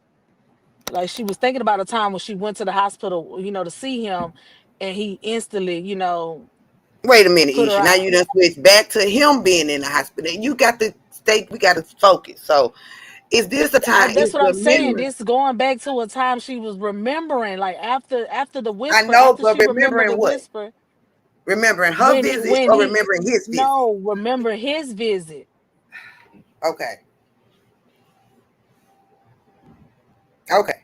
So now we back to is his visit that she is recalling as a memory. And when she bumped into old girl, it's a memory. Both of them are memories. I know they all in the same memory. Yeah.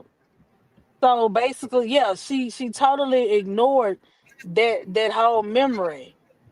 Like, I mean, everything was together, but both of them was a memory. So he wasn't in the hospital right then and there when she was in the hospital. That's what I'm saying. Okay, so So when she met, like you was on track when you said that did she go back and tell him and all like that.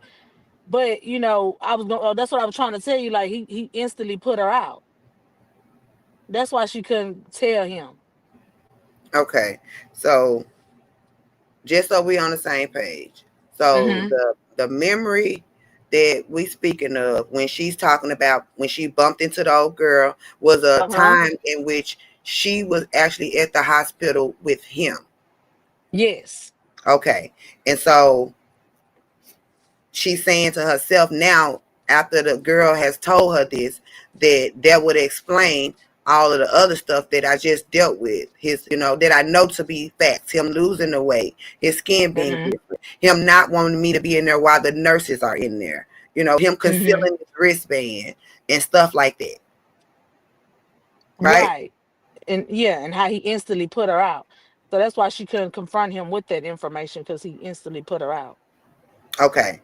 So then it comes a time where she says, um, her spirit whispered, and then she quoted, "This was your warning." So even in her memory, she's having another whisper. This is just how I'm receiving it. They said it's telling her then, even way back then, when this happened, this was your warning that you ignored. This was a red flag way back then when you bumped into that girl, and she tried to tell you without telling you what was going on. Mm-hmm. Um, okay, so then she speaks about wanted to again ignore it. The heart wanted to not accept that. So she didn't want to believe what the woman had done told her. She convinced herself that it's more to this story. You know, I don't know enough. And then let me see. Instead of him just on this hospital visit, instead of him just being hospitalized for, the pneumonia, just a cold, a bad cold, the flu, whatever, he was concealing a way bigger, deeper secret. Mm-hmm. And then she ends that chapter by basically saying it's a secret that's going to change her life forever. And that's Right. how it, and change her whole life forever. And that is pretty much the summary of chapter 4. But you know the crazy thing was that was two signs in one day. Mm, That the day that she bumped into the old girl, that was two signs in one day. He already in the hospital. He yeah, already not looking good. He already had, lost weight, you know what I'm saying? And you know, why was he in the hospital? Like, I felt like that was not a conversation that was had. She probably asked him or he, but again, as it say, he put her out with the quickness, as soon as she came in, as soon as he put her out. yeah, Because the nurse came in and she was like he was concealing his wristband, which I wanted to know about the wristband. I had to look up a wristband because when you have HIV, there's no different wristband that you have because that'll be a confidentiality thing. So everybody has the same wristband. So I didn't understand that part right there. yeah. Um, Now, because I was I thinking about the wristband as well. Sorry, I didn't mean to interrupt you. But yeah. I was thinking about the wristband too. Like, or do you get, how sometimes you see patients that might have the regular wristband, but it be another little thin wristband? Yeah, like I had one like a yellow one that said like slip like fall wrist. When I was in the hospital, you know what I'm saying, with my diabetes, I had to get one that said fall risk because I was, I could fall. I could, something like medicine can cause me to fall or whatever. So it was color coordinated. It was yellow. Yeah. Well, um, hold on. Who you wishing a happy birthday?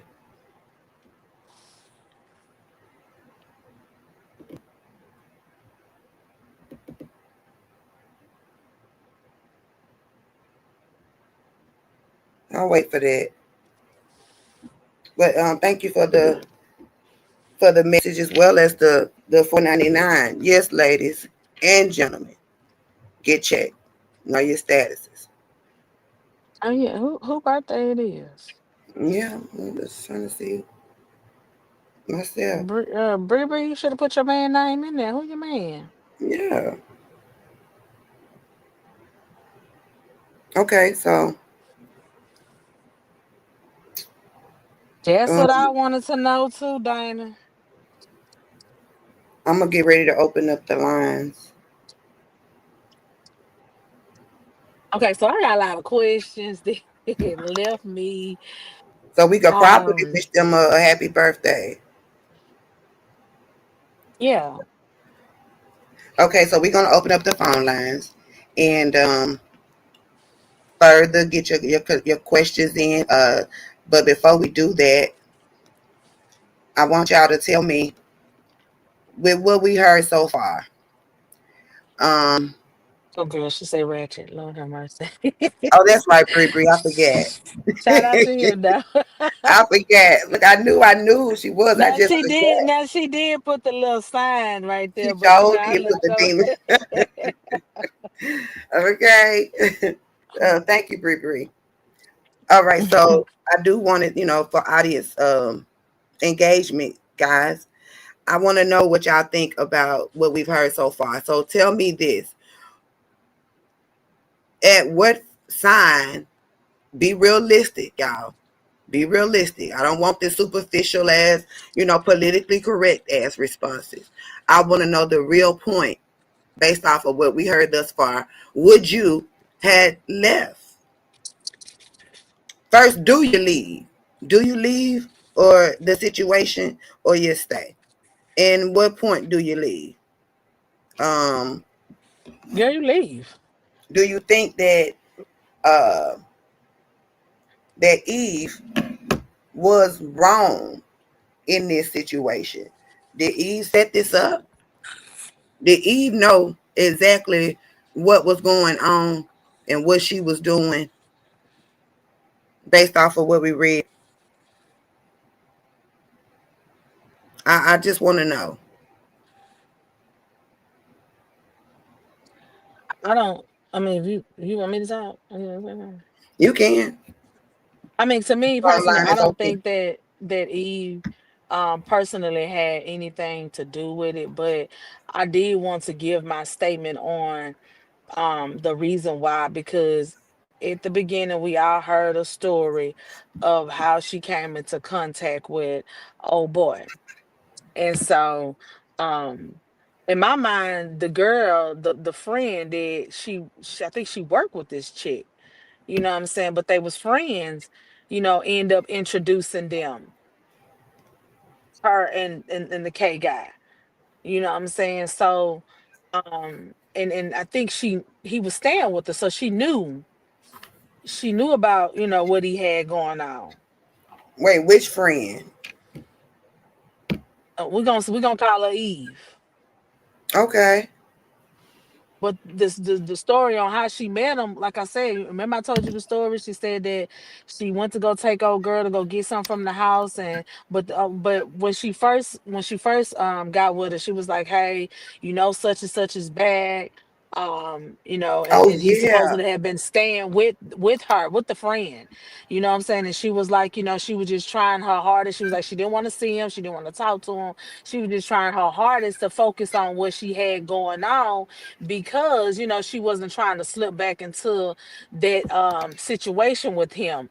But You mean the when the drugs girl and the alcohol and all that stuff? exactly, so then when she end up, the friend ended up going to go get something from the house, and she had her head down playing on the phone, that's when old boy came knocking on her window.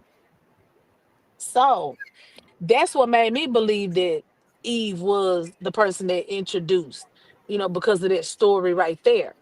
Mm.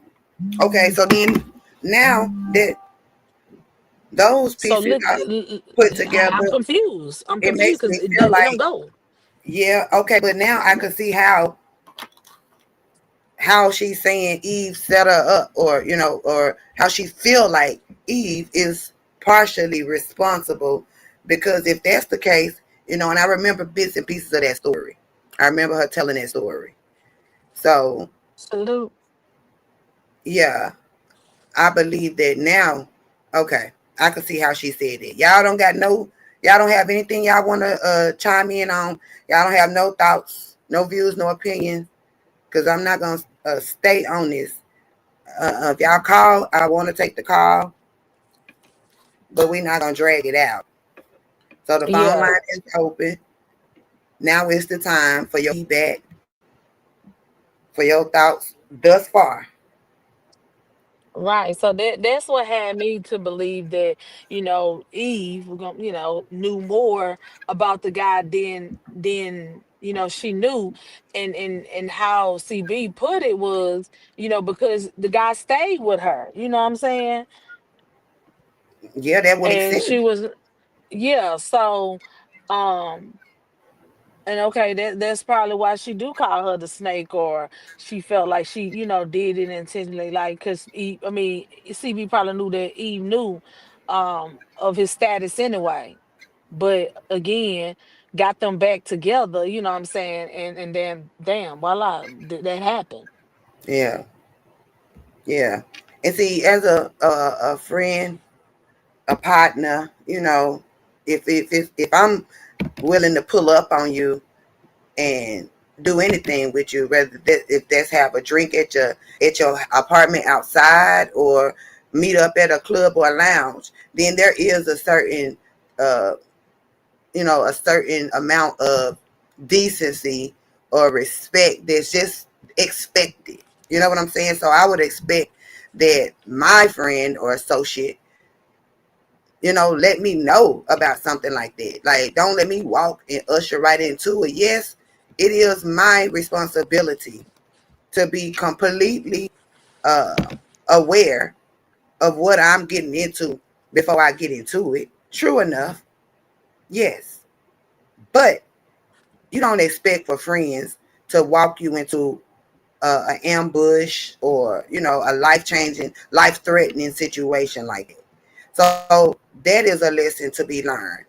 Like, everybody Hmm. that smiles and acts friendly, give out friendly energy and kiki with you, don't necessarily mean that they are a friend. So And that's then I wanna, oh, go ahead. no, that's it. And then I want to talk about this timeline. Okay. This timeline do have me confused. Um, Now I don't know how many years Saint actually did on the first bid, because we know that they met in 2017. Now I was kind of thrown off because in 2017 she was 17. I know she was not born in 2000. I'm sorry. No, she can't be. So in 2017 she said she met Saint. They were Okay. 17 when they met each other. You was not 17. Okay, I'm trying to get to the introduction of Saint and see. She said, see, before there was somebody else, Saint.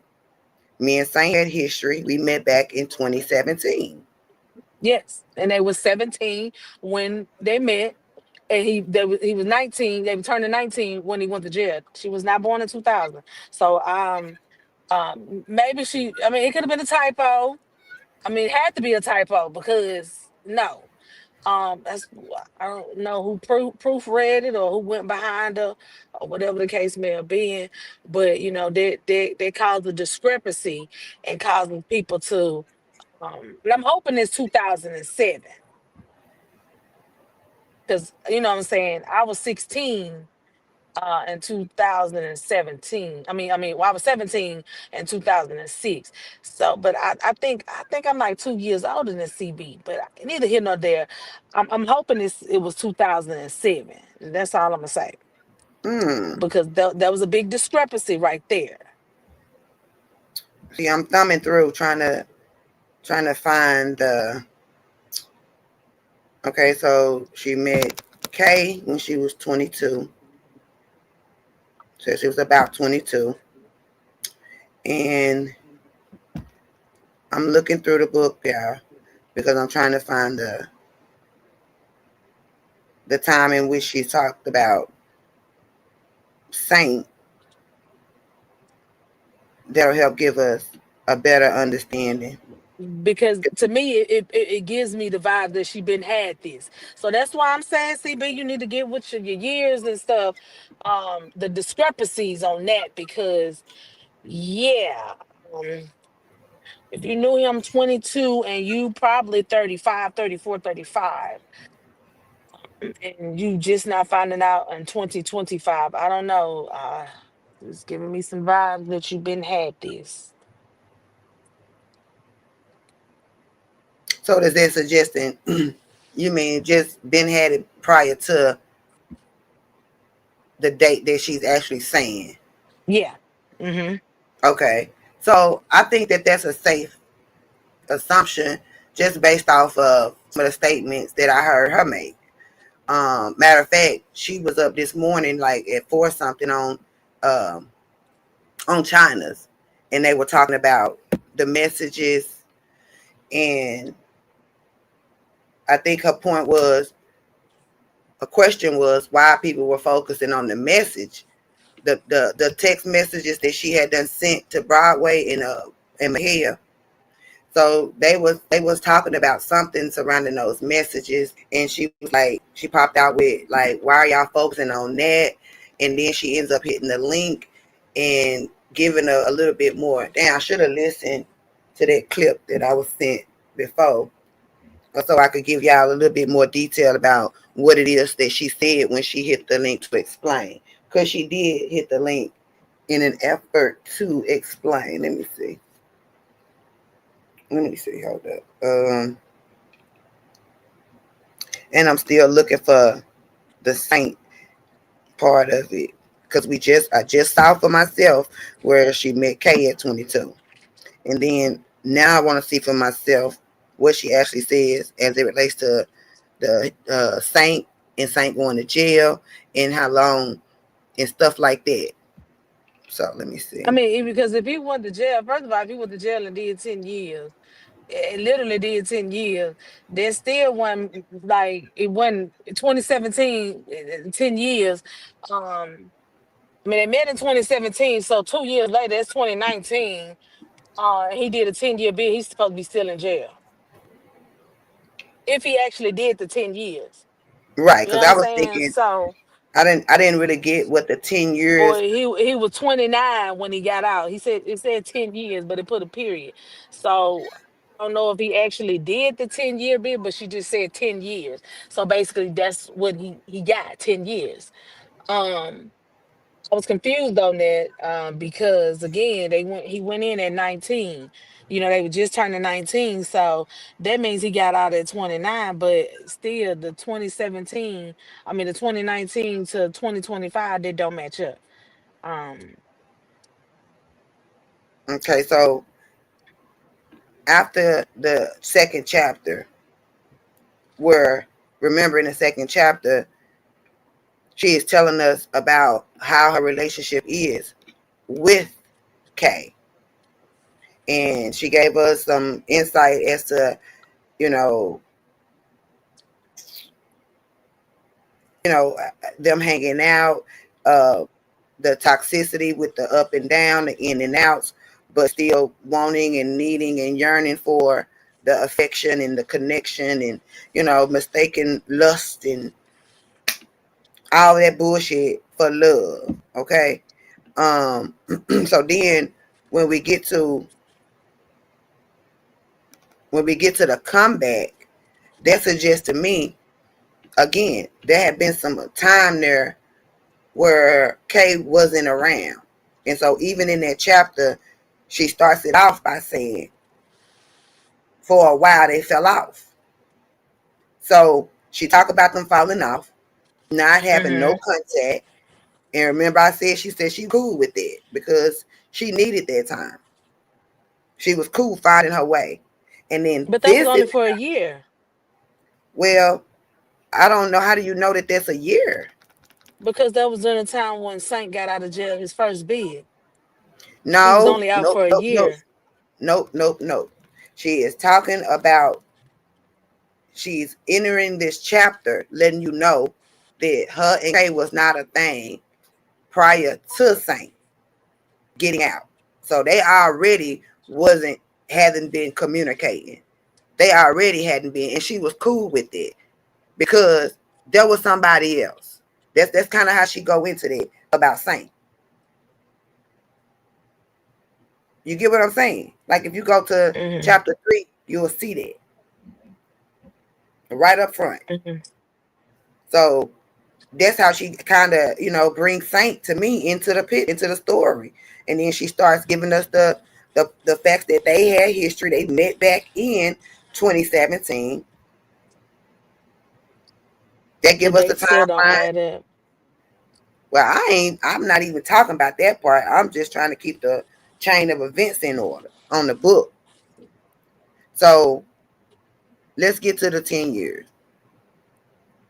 So she said, she let us know about Saint. She told us when they met. She gave us, you know what I'm saying, all the butterflies that they had. And then I guess right before that, he went to prison. And she was just turning 19. So she said she met him in 2017.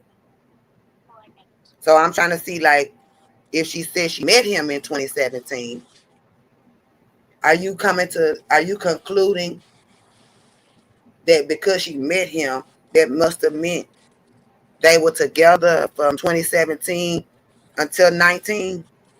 Is that what you're thinking? You talking about what Saint? Yeah. Yeah, because they met at 17 in 2017, as she say, and they were still together because that's when he went to jail in 20, basically 2 years later. Mm-hmm. So that's why I said, you remember when I blurted out, well, they was only together, for 2 years, but then you was like, and she did the bid with him. So I was like, yeah, you right. Okay, so that I'm gonna have to think about this off live because this is confusing me. Like at It's 20, definitely confusing just because you met him at 2017, like how are we getting how many years that she was with him from that? because she had said she met him and that was the love of her life. And, they was together and, and he had went to jail.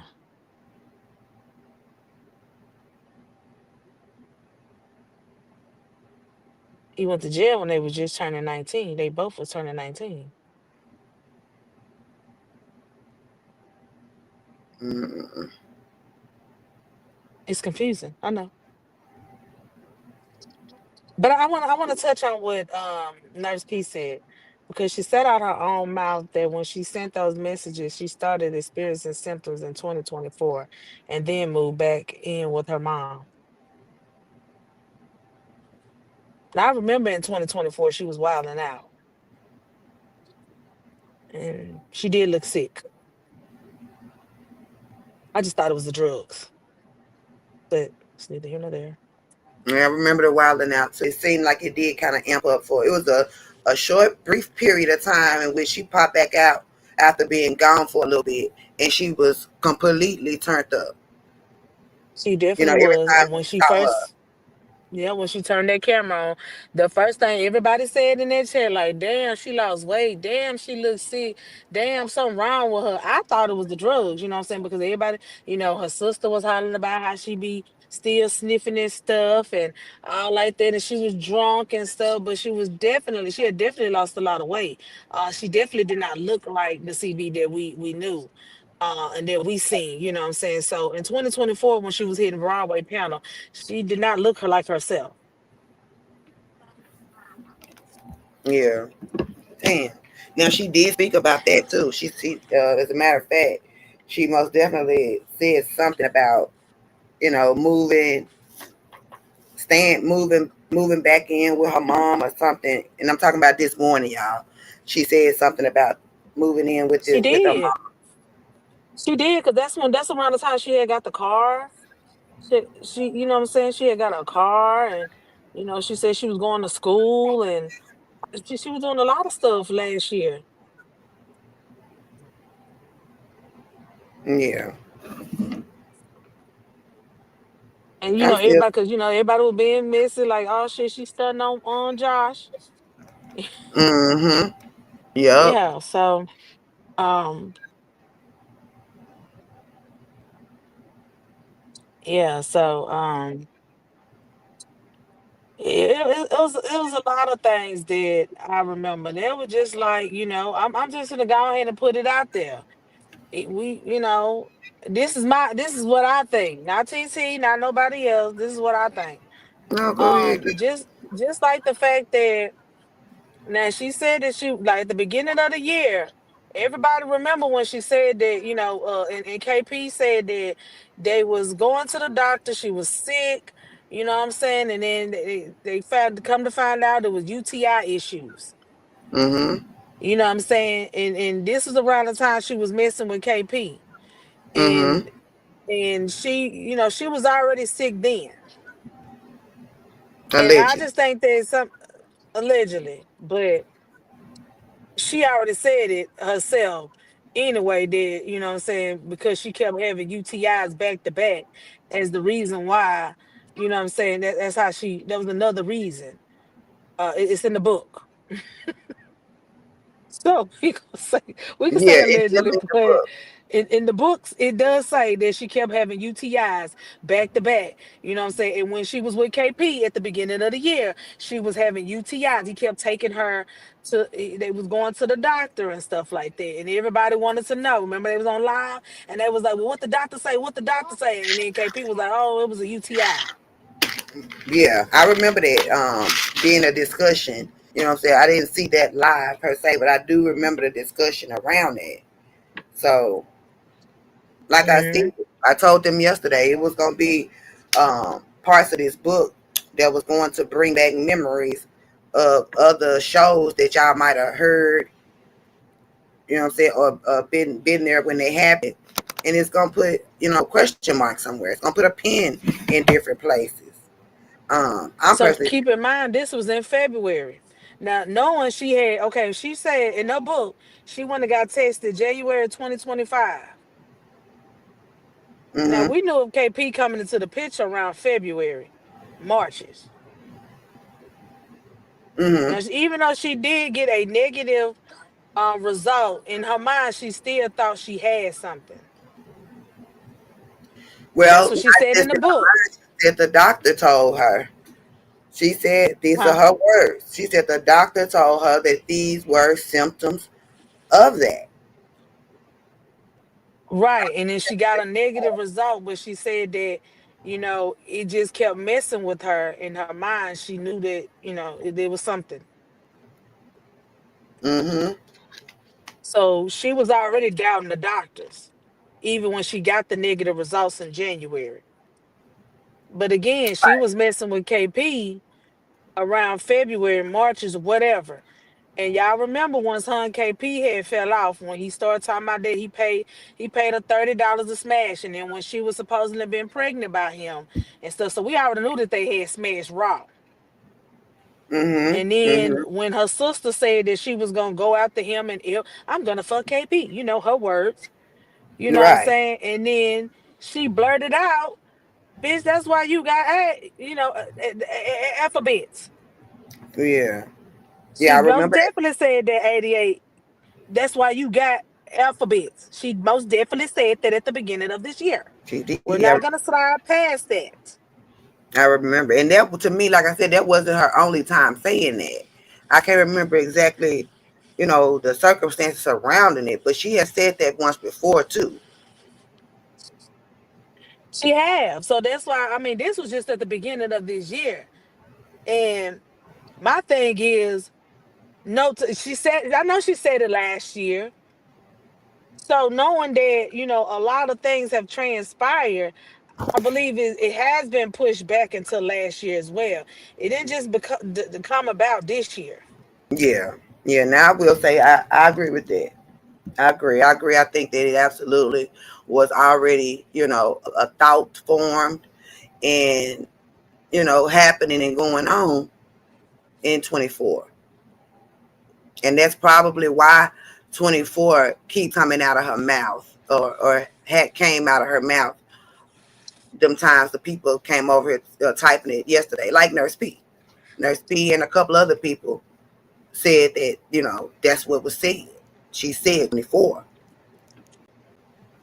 But the So, killing part about it was Josh was indeed. I don't know why Josh's name wasn't entered into. Maybe he in chapter 5. Got to be because this is around the time where he comes in. It.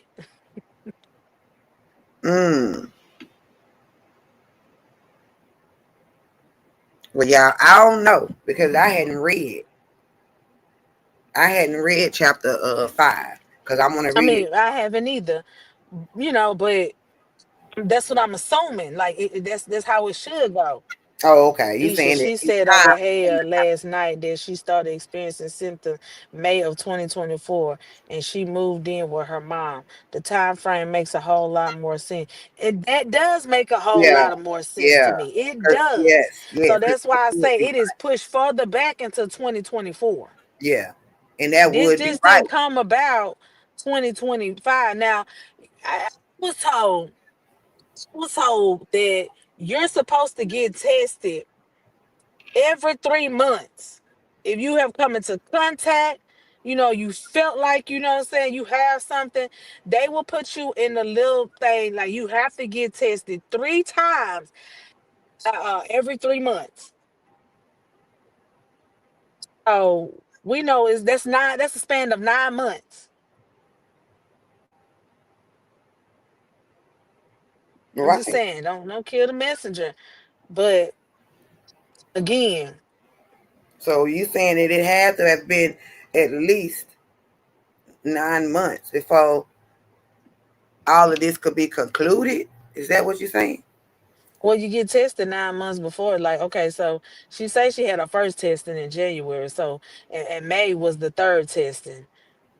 And then so I mean, 3 months before January, what that is, October, you know what I'm saying? So that's the first testing. So again, you knew, so you don't just get tested one time.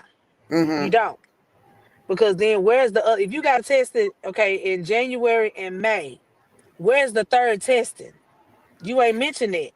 Well, she's saying that this is what she said as early as this morning is that although she didn't, she felt something was off when she got tested in January, and it was negative.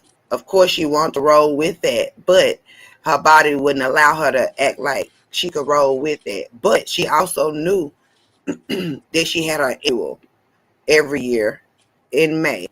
So she was like, I'm just going to ride it out and see in May. Now, maybe she was feeling a little better, But or you have no maybe, choice, TT. No, no, no. You have no choice. When you tell the doctors that you have come into contact or anything, there's no ifs, ands, or buts about it. They're gonna give you 3 testings. It ain't up to you. They're gonna give well, you that's three if she testings. told, but that's ain't that if she told the doctors that? But like even if you want it, they're gonna ask you what do you like. If you say that you need to be tested, they're gonna ask you. You know what I'm saying? Why do you feel that you need to be tested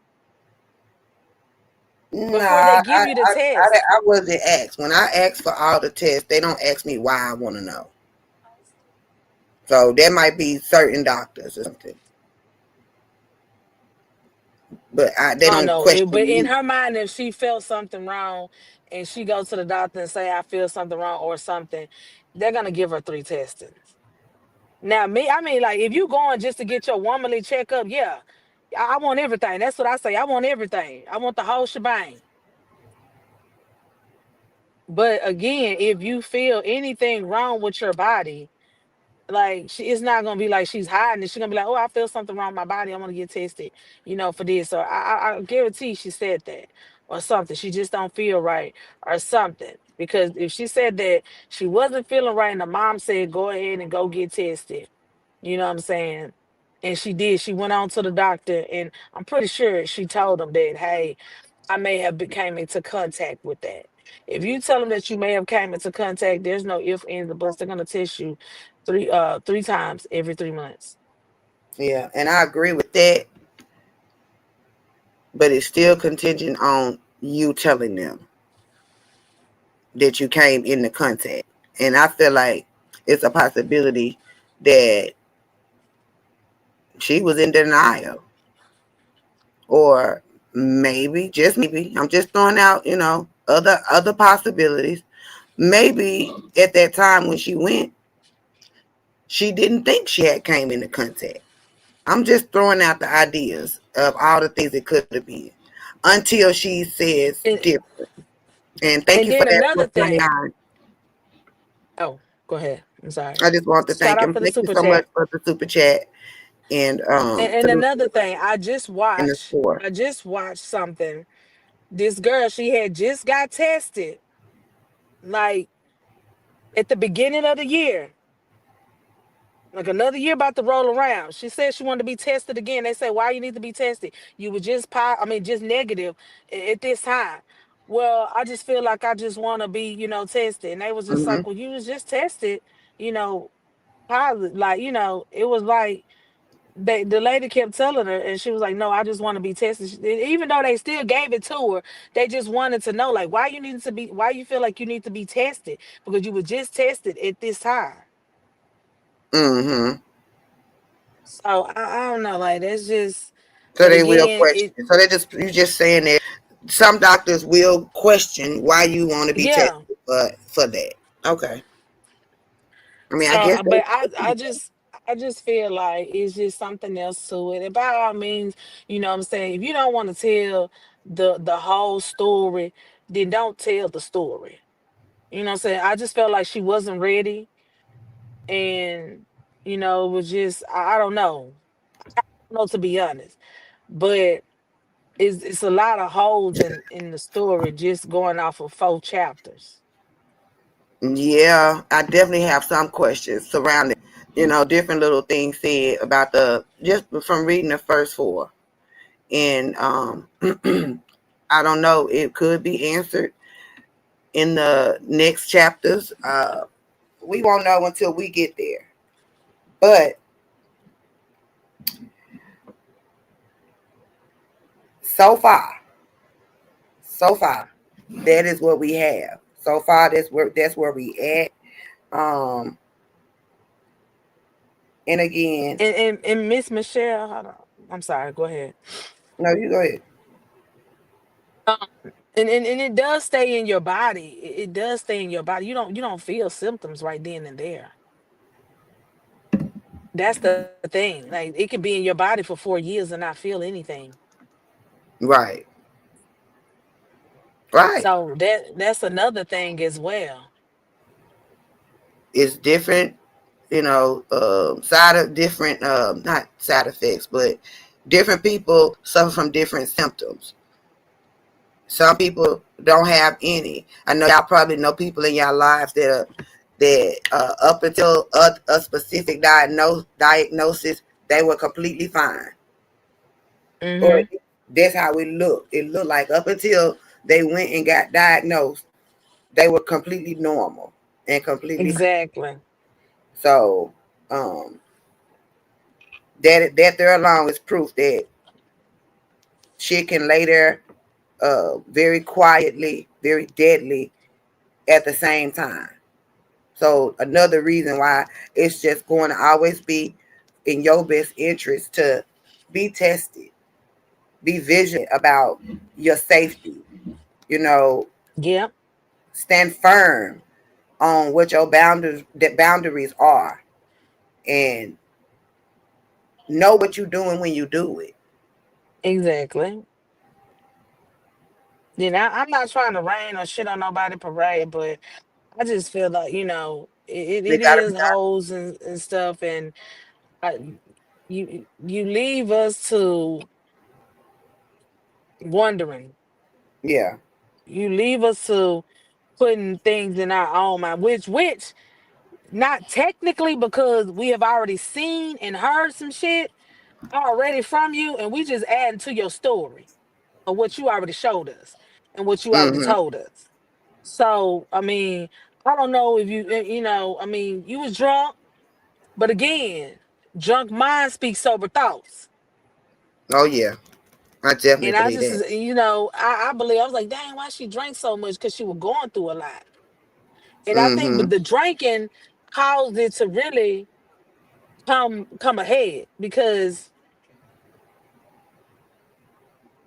it's only so much that you can do before it just get out of whack. Yeah. So that's what I think. And so you just basically said that the drinking didn't make it no better, and No. you think that the drinking at some point was in excess in an effort to mask the pain or drown out what the Hmm. reality. Well, yeah, yeah, yeah. I think all of that is a possibility, and when telling the story, if you leave us with cliffhangers, but sometimes they be on purpose, but a lot of times it be in an effort to cover. You know what I'm saying? To withhold, to keep a secret. And if you do that, you can do it. But if you do that, then just be prepared for other people to fill in the blanks. Exactly. Just be prepared for other people to conclude and assume, and then you can't feel no kind of way about what the conclusion they come up with when you opened it up and just left it open. You give people permission to come up to whatever their conclusion is. So, um, Hmm. I want y'all That is to. true. Is there anything else you want to say about it? About those four? Um, I mean, I guess I got to read some more of the book, but I just know that this is going to be a long haul Yep, because it reading is. this book because I know it's more to come and yeah. Yeah, it's definitely more to come. It is 15 chapters, and we just covered the first four. Now tomorrow we will get into 5, 6, and 7. Tomorrow we'll get into 5, 6, and 7, and we'll find out more about. I mean, I guess we'll find out more. We'll get to some of what we didn't get today. Maybe some of those questions or thoughts that y'all have will be, put to rest, or maybe you'll get clarification on tomorrow. Then maybe not tomorrow, maybe Wednesday. I don't know. Maybe never. But Oh, what was one more thing too? okay, go ahead. Now I did hear that Saturday she said she wasn't yet undetectable, and then now today she's undetectable. Yes, I did hear her say said that she was now undetectable. Yes. I'm confused. They work on Sundays? Well, you say you heard it Saturday. I don't Well, really. Saturday and then yesterday she was undetectable. They work on Sundays? Oh, I don't know. Shit. I thought, girl, I didn't even think nothing about it. I swear to God, I didn't even think nothing about it. I heard her say she was undetectable. She was waiting on her results. And now that I am thinking about it, you don't think they emailed her? Oh, no, on a Sunday? Don't know. Well, I don't know. I'm just posing a question. Is that a possibility, y'all? I don't know. I don't know. I'm just saying, I get, what I'm saying? We all have gotten tested, y'all. I ain't never got no test results on no weekend. Um, I'm gonna have to say that that's true for Not me. not through my charts. Sorry. But hey, so Oh, sometimes you shouldn't even tell us that coming from a liar, my expertise is knowing when a liar is lying. Your ass crazy. You said that shit the other day. You said you are since you are a Well, from the liar, you biggest are an liar, expert. my You are an expert expertise in was lie know detecting. that you are a motherfucking liar. Well, you need to change your name to the lie detector. The lie detector. Okay? Cause Shit, the motherfucking lie detector detected that was a lie. Okay? Listen, we don't ask for unnecessary lies. You put it out there and then you get mad when we break it down. Okay? The lie detector test is in. And yes, I said it. Okay? You already stated how a lie gonna call somebody else a liar. Easy. I can pinpoint a motherfucking lie. Now I just answered your question because I heard you say it on Broadway Live. So move along. mm, well, the thing about it is, we most definitely gonna have us to show this just dedicated strictly to our after the book conversation. And so y'all, I y'all keep up with what y'all hear and what we read, and just know this: I'm not going to misrepresent. When I say I'm coming from the book, I'm giving y'all in my wording because for the sake of copyright, for the sake of what's law, I'm giving it in my word, but I'm looking directly at the pages and I'm changing it so that it's not in violation. But right. the only thing that does is just make it not be word for word. But I'm not rewriting her book. I'm not doing that. So again, I encourage you to, if you want to know the story and form your own idea from her words, word for word, then grab the book. The link is in the chat, and it ain't like you gotta get the hard copy. You can get the ebook like I did, and you can see it for yourself, and then you can conclude. You don't have to rely on me and my read or my POV. Okay, so I think We that all know TT ain't gonna lie no, about I'm not what gonna make nothing up. she's summing up. And it's easy, simple. You know what I'm saying? How it's wrote down. It's easy to go ahead and sum it up. I could pretty much sum up the whole book just looking at the chapters, but we're gonna read. We're gonna summarize the chapters and get y'all. The A what y'all good been idea. wanting to hear. Yeah. Yeah, what y'all been wanting to hear, and get that out there. But I'm sorry, I just caught a lot of bullshit in chapter 1 through 4, Mm. And where and I do have, little things outlined. What I want to do is wait until we are completely through with the book because I don't want to, uh, my goal is not to degrade the book. Okay.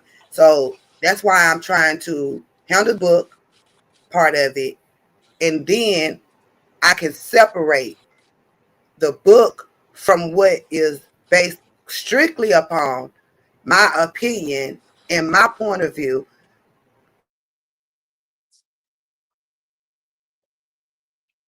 And I hope you understand it.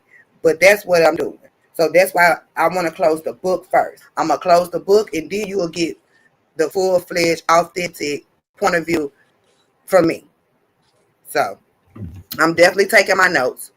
I want y'all to take y'all if you're going to stay with us this week while we review it.